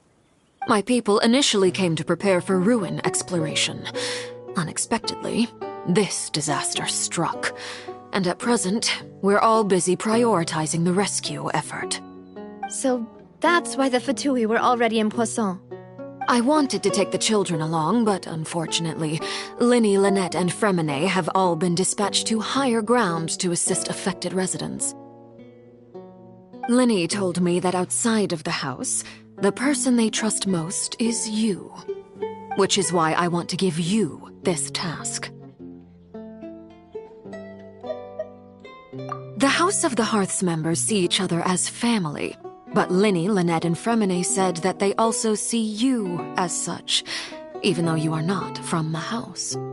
I'm sure you already understand how earnest they consider their friendship with you to be. Oh, that somehow makes Paimon feel kinda happy. The intel I just shared about the ruins could fetch a high price. But since the children consider you family, it's only natural that I freely share it with you. Got it! So all we gotta do is go to some ruins, right? We can handle that. Excuse me, but may I tag along? You wish to join, Miss Navia? But are you sure you're up to exploring some ruins? You need to rest. Well, I'm sad, yes. But I can't just go back and plop myself into a chair by the roadside and do nothing. There's no point in being depressed while we still have a disaster on our hands. As my father's successor, I must live up to the hopes he had in me. Besides, I'm also doing this for myself. I need something, a distraction, to keep my mind off Malus and Silver.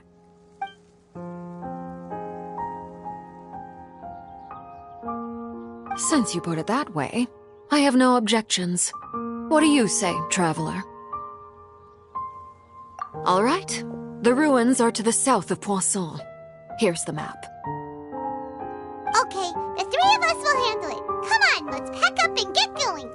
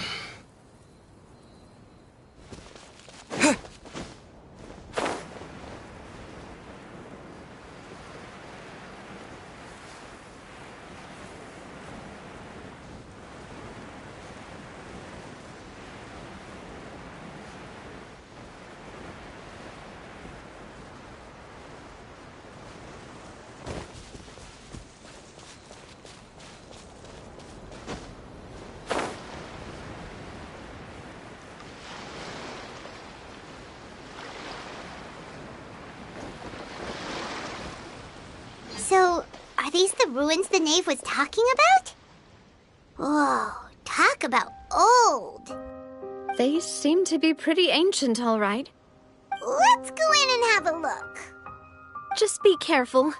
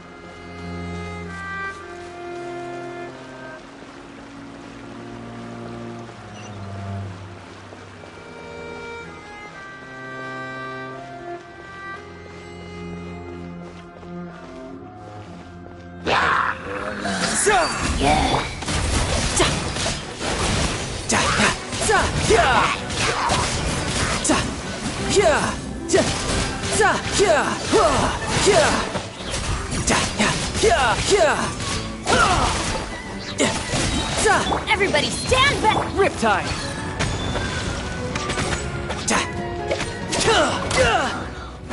Dada Kundala.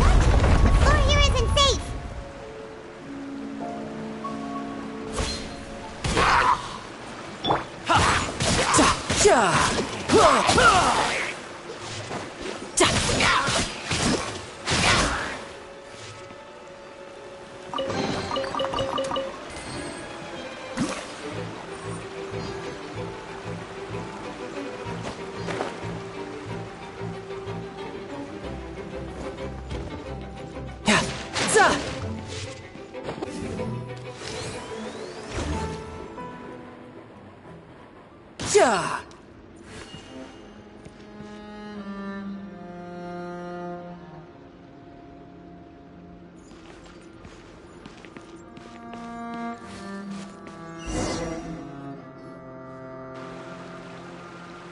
This place has also been contaminated by primordial seawater. Yeah.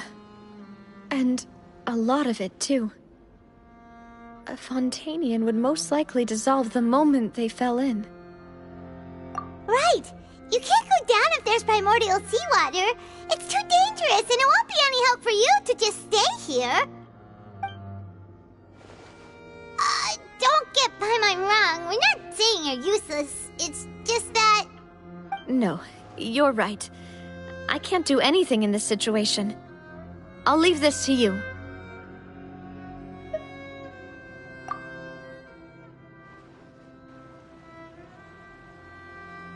That complicates things. Maybe the only way left is forward. In that case, do you want to wait for us here? The water levels here are unstable, and there's a chance the water will rise.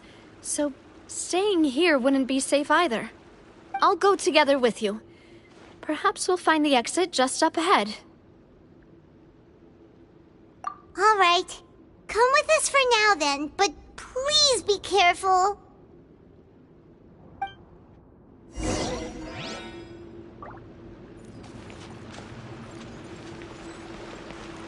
Oh no, it's a dead end! Let's try climbing over from the side.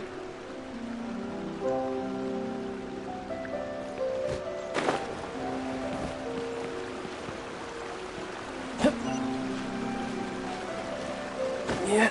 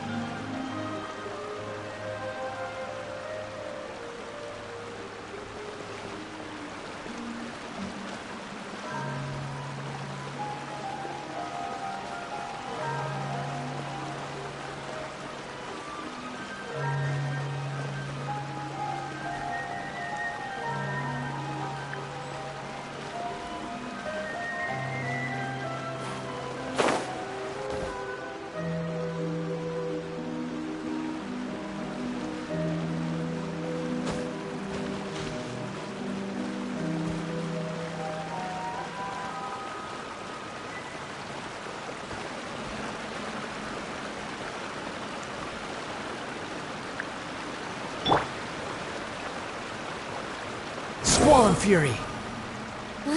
Wait, there's something wrong with this bridge! Run for it!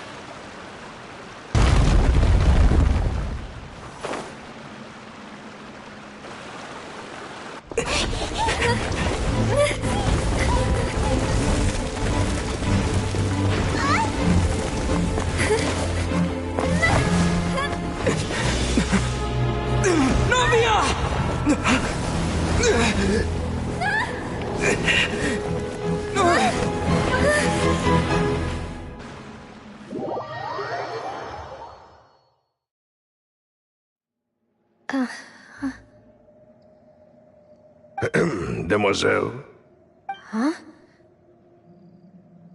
Demoiselle, what are you doing here by yourself? Would you be standing here till dark if I hadn't come to get you? Maybe she just wants some time to herself, Malus. Oh, was I sleeping? Yes, it would appear so. I must be tired. That's quite possible. However, you were the one that suggested we go out for a walk. Oh, right. I nearly forgot. It must have slipped my mind when I dozed off. I haven't had a nap today yet. Have I? This is a familiar feeling, yet something's a little strange. Is something the matter, Demoiselle? Oh, no. No, I'm fine. I was just trying to recall why we came out for a walk.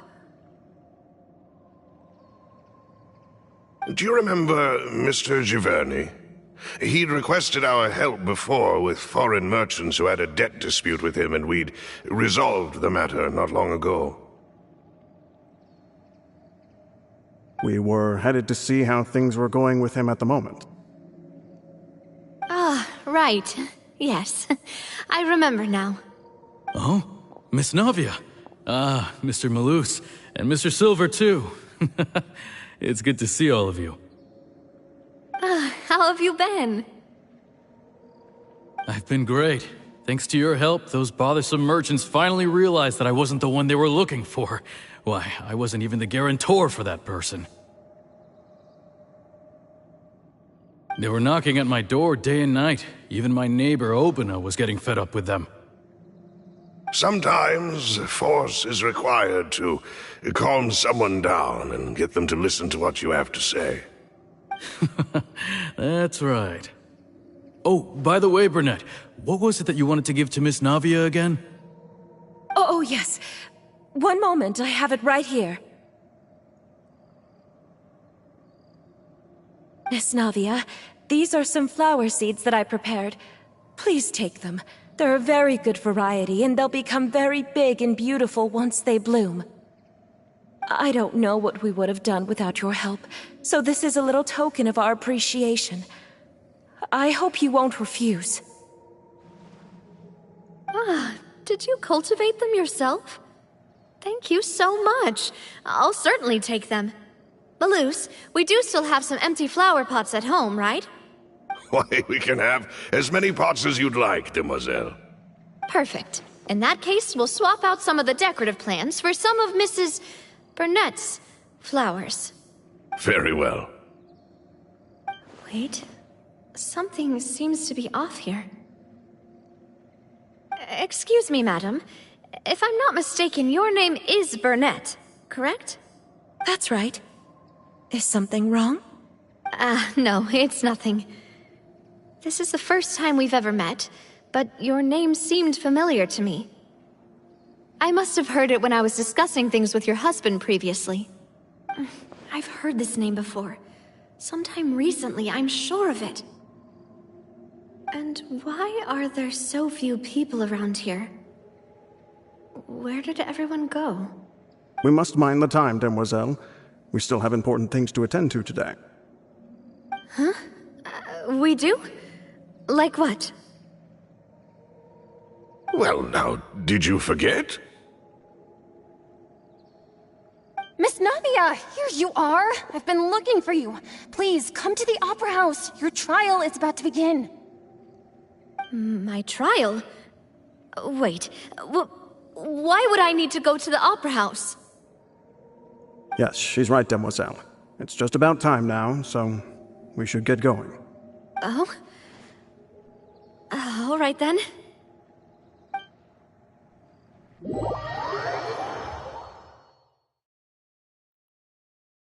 Look, it's Navia! She's here! And her two attendants are with her!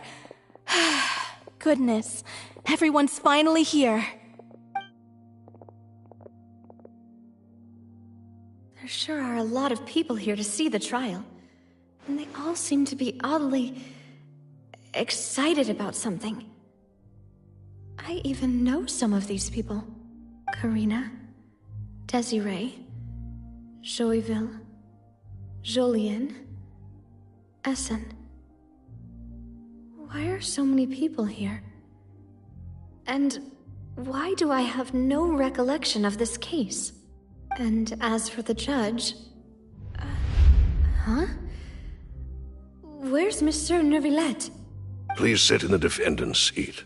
Don't worry, Silver and I shall accompany you. All right.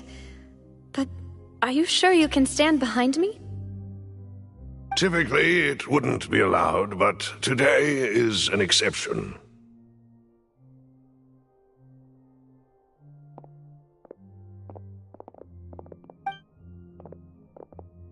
Hey, what kind of place do they think this is? Come on, do they have any idea what they're doing? Seriously. Enough with the whispering! Could someone please tell me where Monsieur Nervalette is? And why I'm standing trial? My dear Miss Navia, have you not yet realized what you've done? In that case, allow me to explain. As all here know, you are Master Callus's successor, the head of the Spina di Rosula, someone held in high regard by every soul in Poisson. After you took over the Spina, you treated all of us just like the late Master Callus had. If anyone in need reached out to you for help, you responded. Not only you, but your butler, your subordinates, nearly everyone in the Spina di Rosula fought for the well-being of those in Poisson. Wait a moment. Aren't you just proving that I'm a good person? Yes, correct. Absolutely right. And that is why you stand accused. You have helped so many people get through so many difficulties. You are one with us. We are inseparable. We are one big family, all of us who are from Poisson, inextricably linked. And with you being so important, we couldn't possibly do without you. Therefore, this fair and honorable court shall declare you guilty, and you shall stay here. You will be together with us forever. Huh? What are you saying? Everything you have said is correct. I have indeed done a lot for my hometown, and I would be willing to be with you all, but what is the purpose of having me stand here like this? What is there to discuss?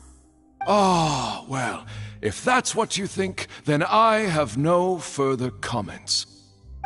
How wonderful, Miss Navia!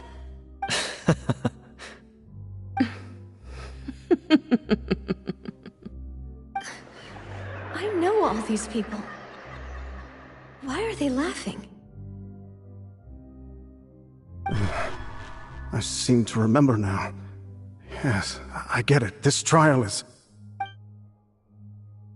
Wait just a moment. This isn't right! Malus? What was that, Mr. Malus? Our conclusion is very clear and unanimous. Let the court judge her now. She's guilty! Stay here, Navia! You're one of us! Demoiselle, don't admit guilt. This trial means to keep you here forever.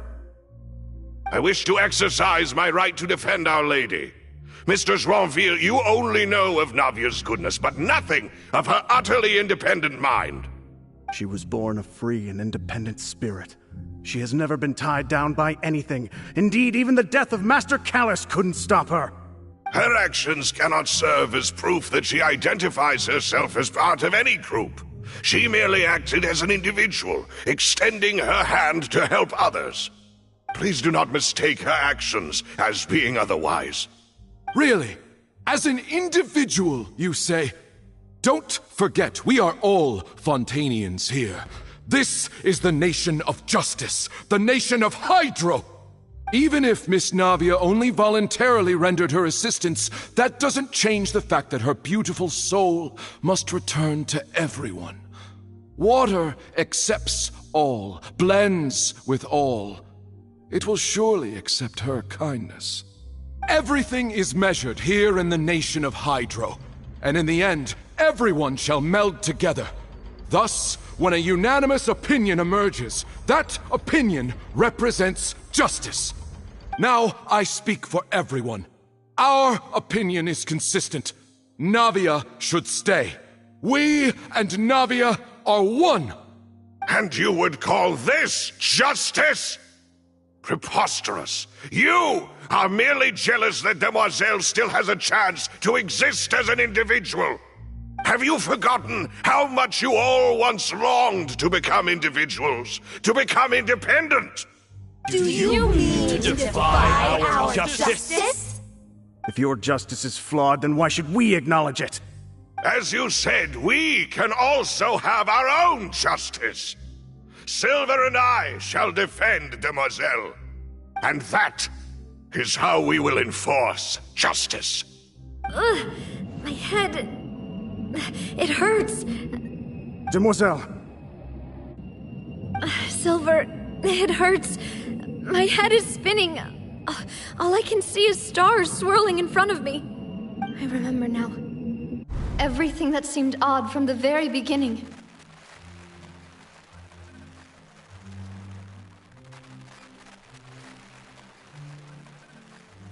Karina, Desiree, Joyville, Jolien, Essen, and Mr. Giverny and Mrs. Burnett, who we met earlier. Even Malus and Silver. I don't want to admit it, but they're all dead. Don't be afraid, and don't admit guilt. We will protect you to the very end. Absurd! Who are you to say that she cannot be judged? We are the majority, and in the nation of trials, the majority is absolute justice. We are the will of all. Don't let them escape! We shall keep Navia here with us! Mr. Malus and Mr. Silver, must you be so stubborn? How could the two of you possibly hope to stand against the collective? Do not resist. This judgment is fair and just. Navia belongs to us. After all that happened, she should not be left alone in Poisson. What are you saying? No more excuses. She says we're jealous. Jealous? How could she possibly be an independent individual? What's with these people? Who's jealous of her? She belongs to us! Miss Navia, she... Silence! That's...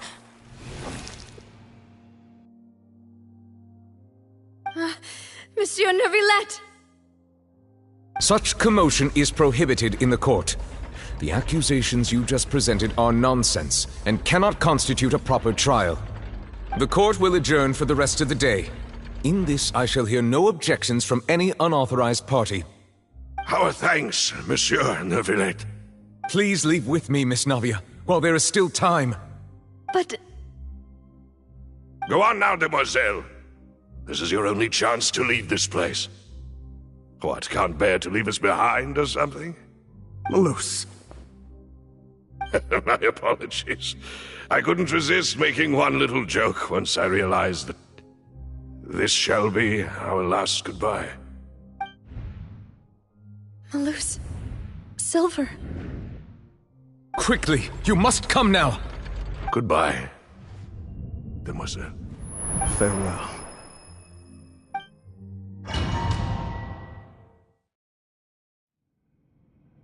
No, wait!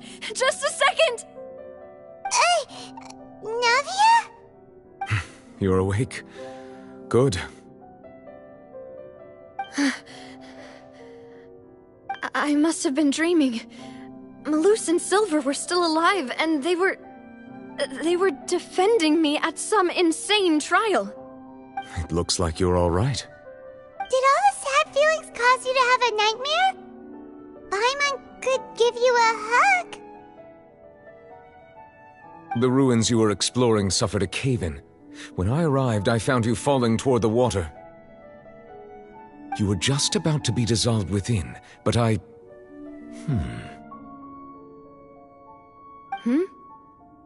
What is it? I think I saw 2 Oceanids protecting you. It was only for a moment, perhaps even a fraction of a second, but they gave me the chance to retrieve you. Were it not for their intervention, I would not have been able to rescue you before your consciousness dissipated. Wait, did you say Oceanids? You mean like what happened with Vacher? Perhaps those two Oceanids were the people you saw in your dream. I always told them that they didn't have to protect me. To think that they'd keep doing so even after death.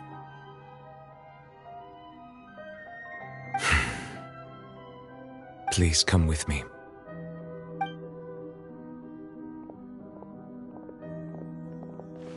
Neverlet, are you okay?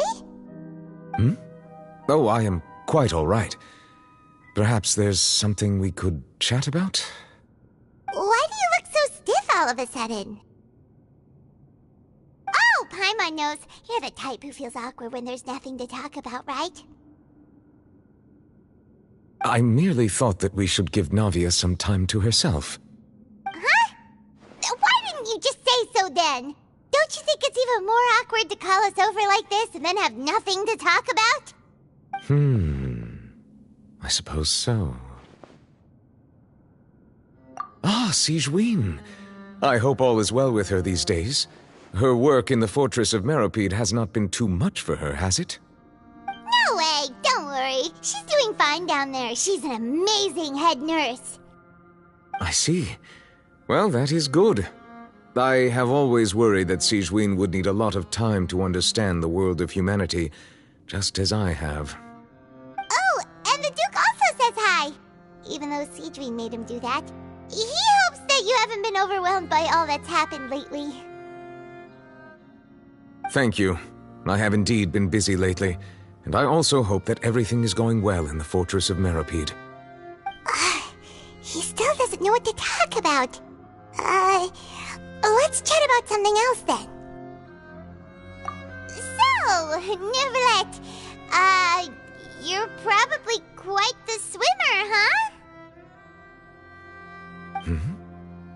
Yes, of course.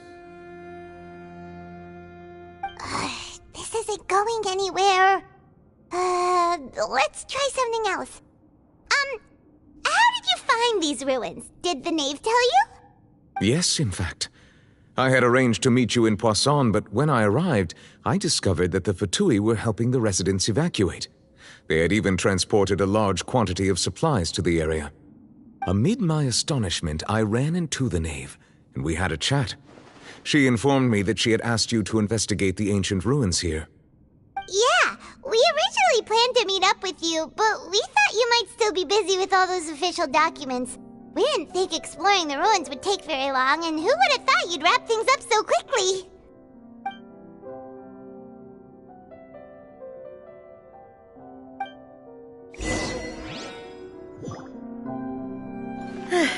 I'm sorry to have kept you all waiting like that.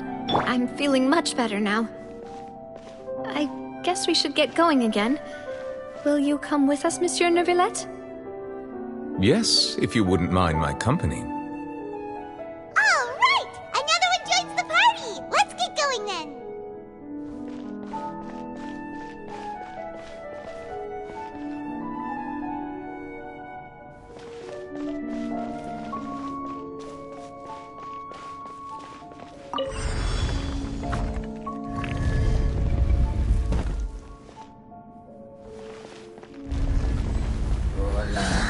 Propagate!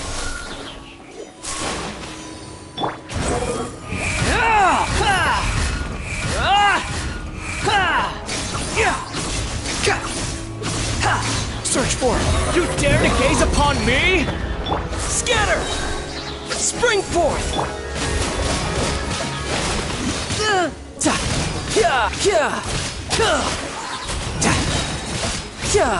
Shouldn't let your guard down.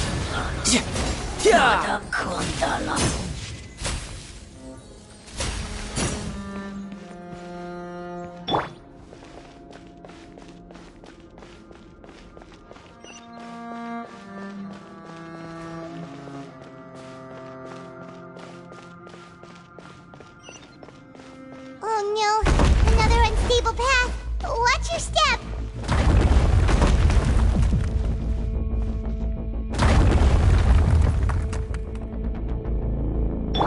Behold!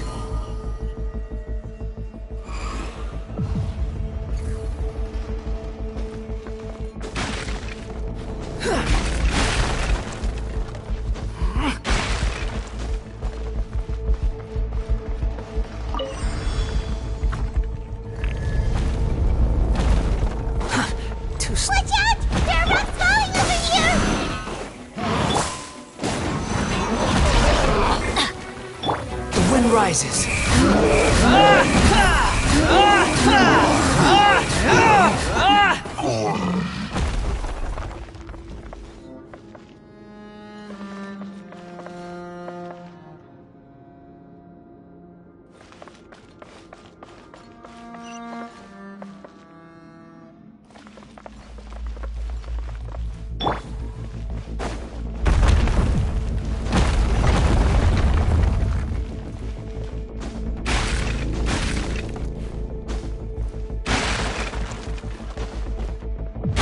Seems we're almost at the top.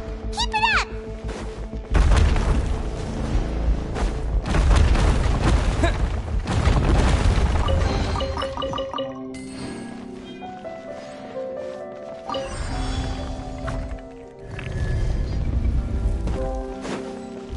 Yeah.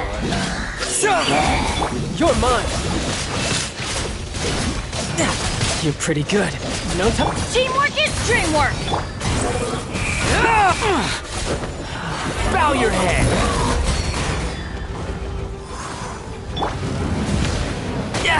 Amateur. You can run, but you can't hide.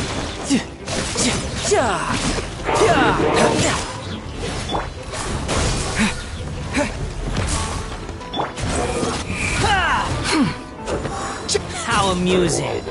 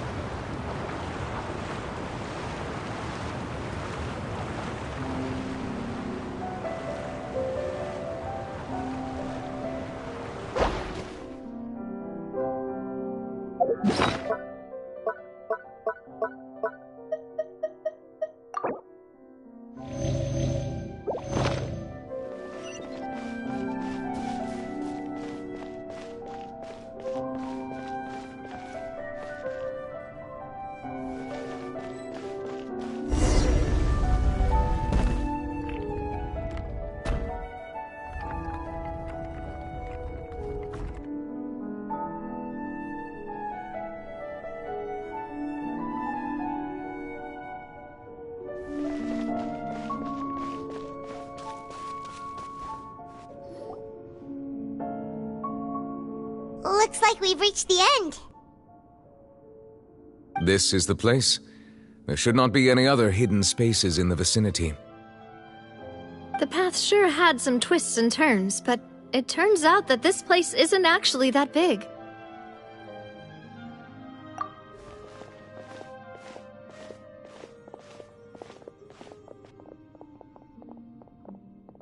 Stone slates.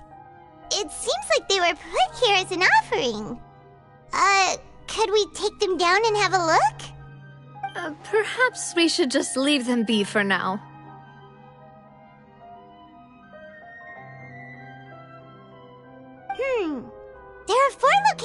in total, but only 3 stone slates.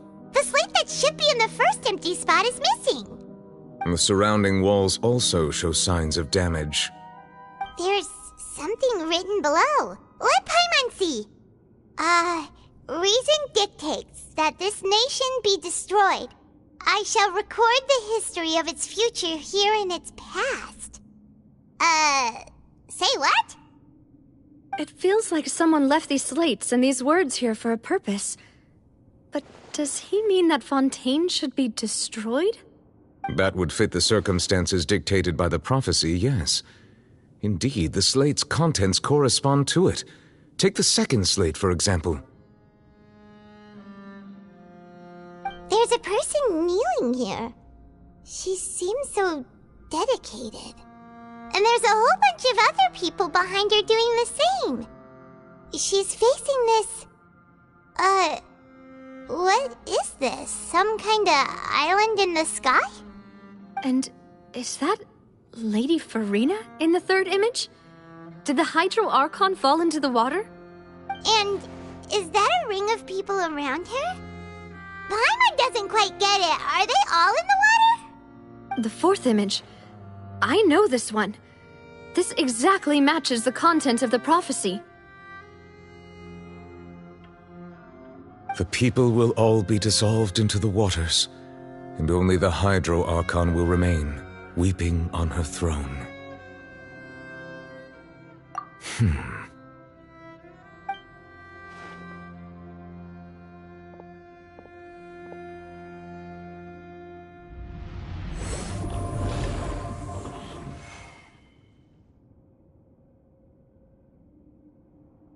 More information should be hidden in these slates, but I fear I cannot easily uncover it, most likely due to us missing the first slate. I am very sorry. Don't blame yourself, Monsieur Neuvillette. Deciphering ancient stone slates isn't one of your duties. Ooh, Paimon's getting the chills just looking at these slates.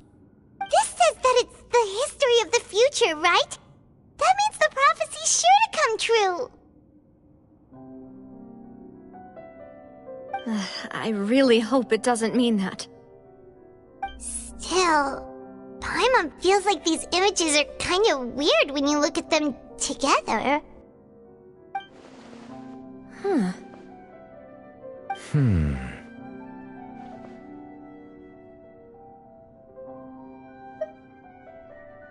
That's right! If the images are in chronological order, shouldn't the fourth, the waters drowning Fontaine, come before the third, where the Hydro Archon herself falls into the water? And yet the order is reversed here.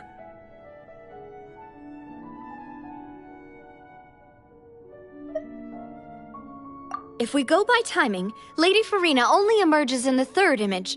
That means that the person in the second image might be the previous Hydro Archon. Egeria, then. I had never met her, but her appearance here does match the records. The previous Archon kneeling before the floating island in the skies, as if confessing a sin. Did she herself commit that sin? And if not, why would she be in such a posture? Also, I'm still wondering why these ancient stone slates are here at all. Judging from their contents, could this place be the origin of the prophecy? Does that mean that someone, or some people, once saw these slates? But who would have created these slates and left these words here?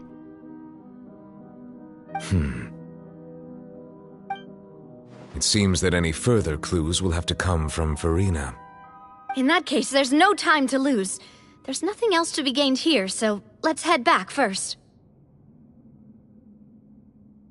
Yeah, we better get somewhere safe for now.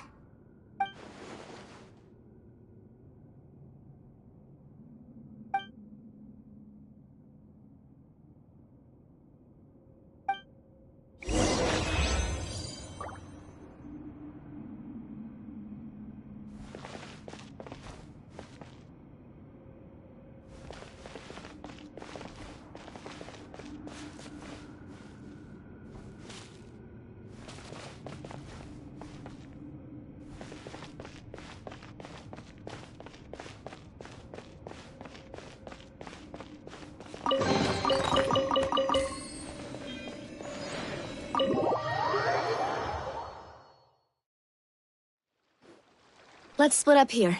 I'm going to check on what's happening with the Spina. You know how it is.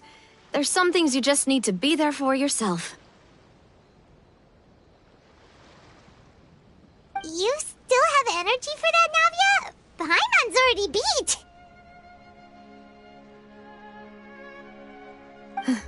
Just head back to the Fleuve Cendre and have a rest then. Thanks for keeping me company all this time. I'll depart as well. Thanks for your hard work today. Rest well, everyone. Traveler, I will go talk to Farina tomorrow morning to ask about the stone slates. I'm sure that you're concerned about this matter as well. If you have time, drop by my office. I will share the results of our discussion with you. Are you really gonna talk to her about this directly? Will that be a problem? Paimon's getting a little scared now that it's come to this. She has long been harboring secrets and will not give them up easily, which makes it all the more my duty to ensure that she understands the present situation.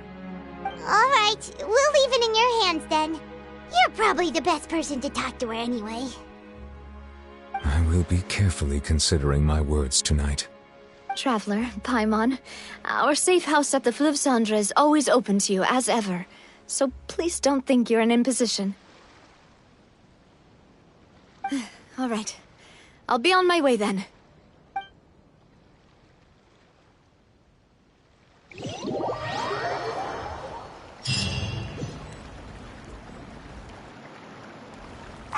We're finally back! Welcome back. We've got a special menu prepared for you two tonight. Yay! And there's good food too! Navi, no, the boss is the best. Ooh, desserts! Nice, these are all Paimon's! Paimon's already starting to forget what happened today. Oh, that voice. Is that who I think it is? Huh? It's you two. What are you doing in Fontaine?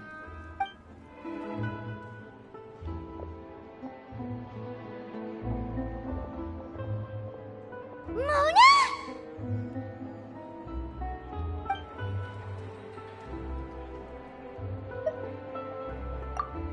Seriously, nobody just uses a scry glass whenever they've got time to just see who they'll meet on the road.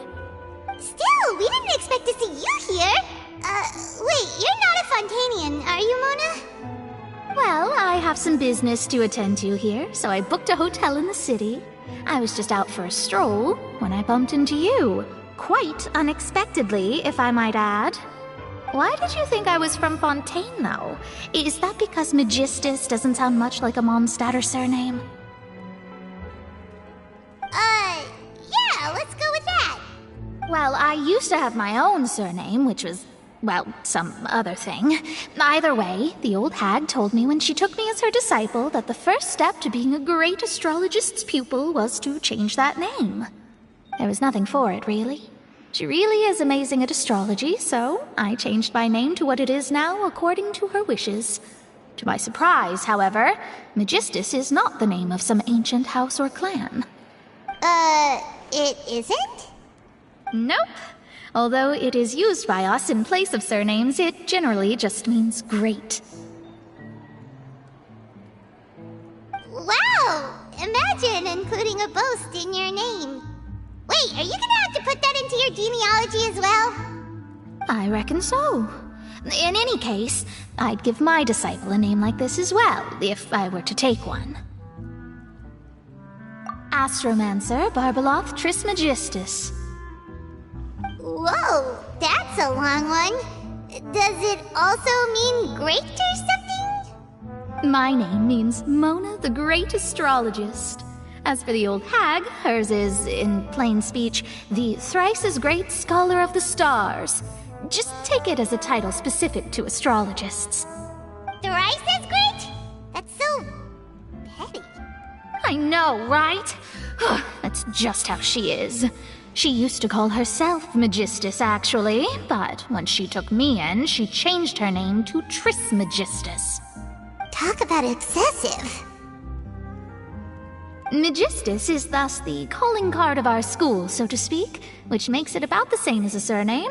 It's all right if you don't get it. You can look into it further should you need to study astrology more deeply. That sounds terrible! Ugh. But anyway, you're not Fontainian, are you, Mona? You're from Mondstadt, right? Well, I was born in Mondstadt, yes. My parents migrated to Dorman Port, and I traveled with the old hag for a while, after which I settled down in Mondstadt City.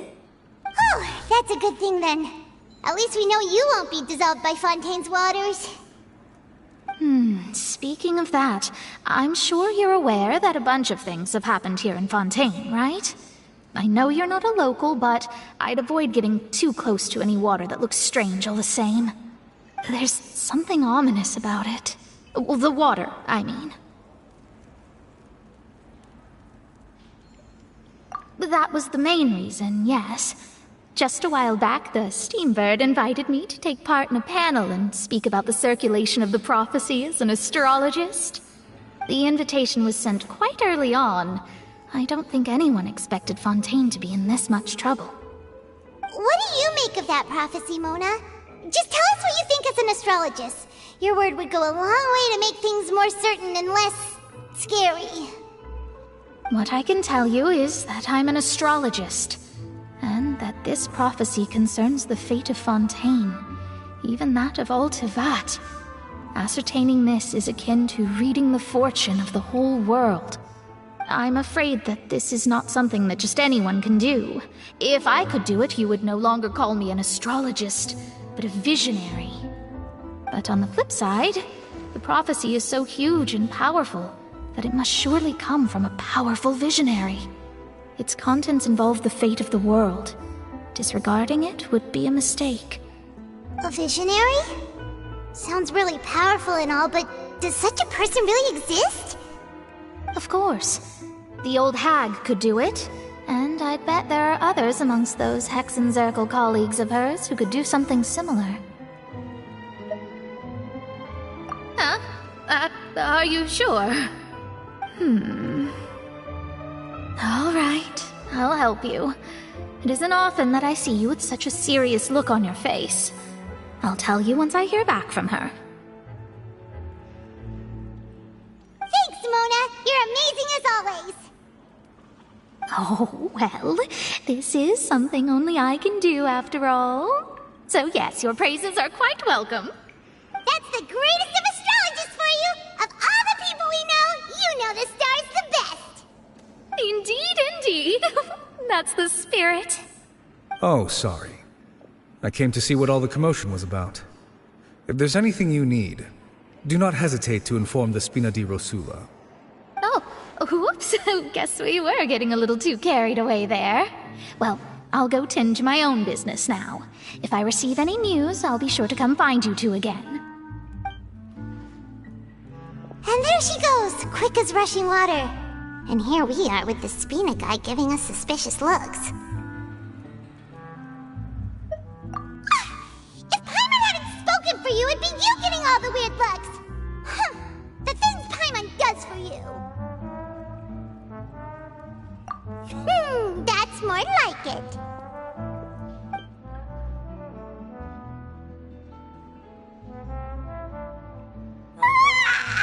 Good morning.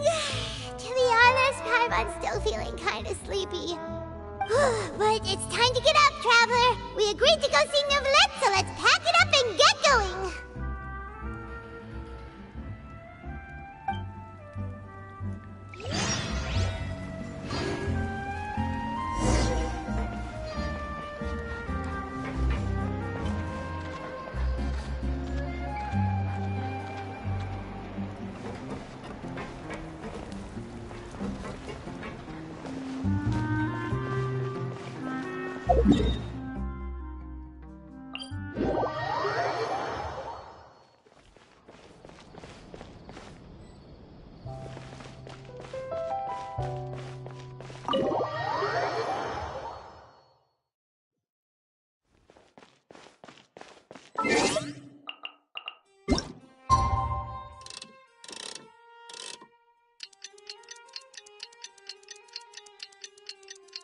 You're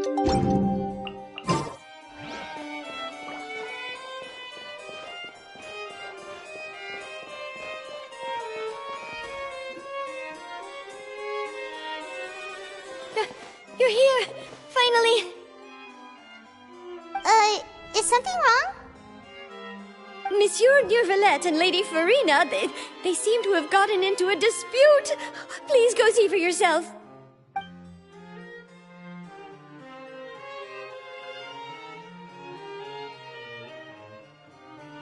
Like I said, I've already explained everything. And yet the problem has not been properly solved.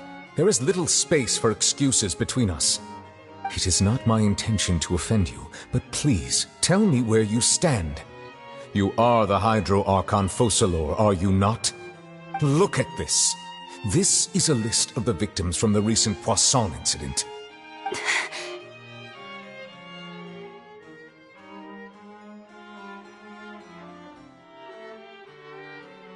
You mean... they're all... We did not arrive in time to avert this disaster, and I will not have it happen again. I will say this once more. You must tell me everything you know. Yesterday, I found 3 stone slates in some ancient ruins near Poisson. Do you know anything about those? Seriously? You're questioning me like this is a court case now. I don't know anything about that. But you found them in some ancient ruins, you say? That's correct, which is why I came to ask you some questions. There should have been 4 slates, but one of them was missing. The other 3 feature different images that seem to correlate to the prophecy. The prophecy? The second of these slates depicts the previous Hydro Archon Egeria kneeling before a floating island in the sky, as if confessing something. Do you know nothing of this either? I don't. I've never seen such slates. I'll ask you again. Do you really have no information regarding the previous Archon?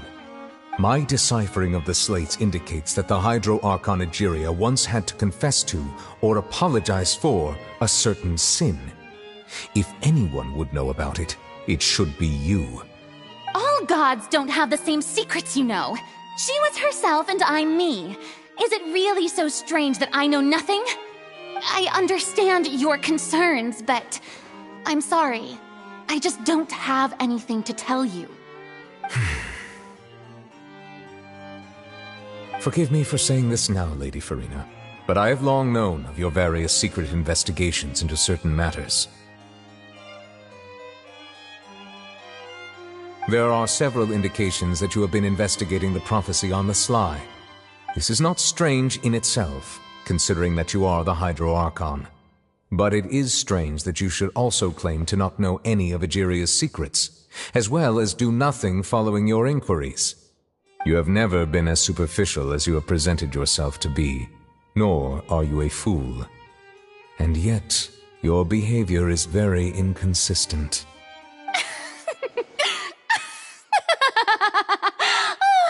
So you've been watching me all this time, have you? I didn't think you were that type. You... Well, since you know about my secret investigations, then you should know I'm actually working to take care of it. There's no point questioning or suspecting me. You're the Eudix, but you're still my subordinate.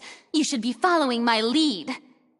Just trust in me, your Archon, and do as I say. Never mind whether you can truly convince yourself to or not. It'll all turn out fine. That's all I have to say. We do not discuss this matter again. Oh, the opera's about to start. Toodles!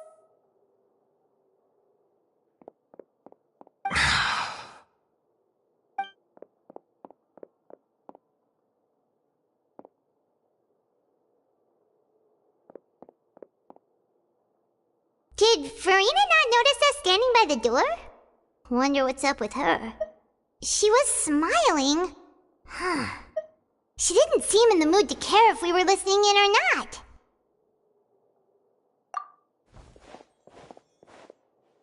I assume you've been outside for a while now? Oh, you noticed. Seems Farina didn't even realize we were here. She was in a great panic, though I cannot discern the reason. Our discussion reached impasses time and again, a state of affairs that we cannot allow to continue. Still, I do not understand. Dialogue is the basis for understanding, so why did she keep refusing to engage?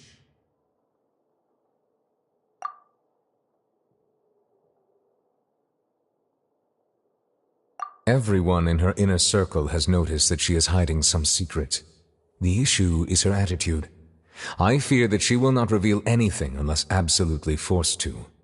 We may have to create a situation in which she will have no choice but to speak. Oh? Like what? Normally, people will only reveal the truth when standing trial. Perhaps we must have the Hydro Archon experience just such a scenario. But Farina's seen so many trials, and she's really good at dodging questions. How do we make sure that she won't just slip away at the first chance she gets?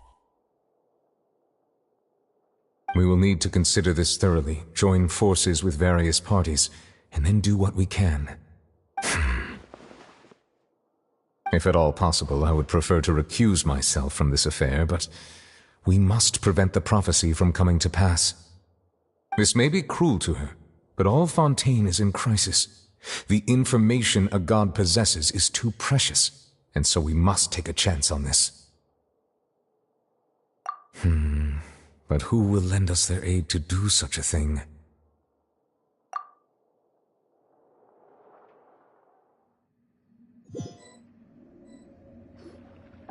Well, that's everyone, huh? Speaking of which, it was pretty smart of you to think of hiding here. Poisson was just involved in a disaster, so it's presently devoid of people. That naturally makes it the best choice. And here you are drinking tea like it's the most natural thing in the world, huh? That's what families should do. Sit and enjoy a leisurely time together. It's nice to enjoy tea here, you know? Care for a cup? Lend me your ears, everyone. Or perhaps one of you might like to start us off. How about you, friend? Me? No, I don't think I can. Then, how about you, good sir? I fear that I will cause the mood on this boat to become as somber as it is in court. Well then, I guess we're lucky we've got a local like me to organize things. Wonderful, the spotlight at last. I guess I'll be facilitating things from here. That was a little long-winded, don't you think? Oh, you might be right. Anyway, to cut to the chase, our friend here, the Traveler, has brought us together to discuss something. As for what that is, well, let's start by saying that we'll be pooling our efforts together to create a series of traps.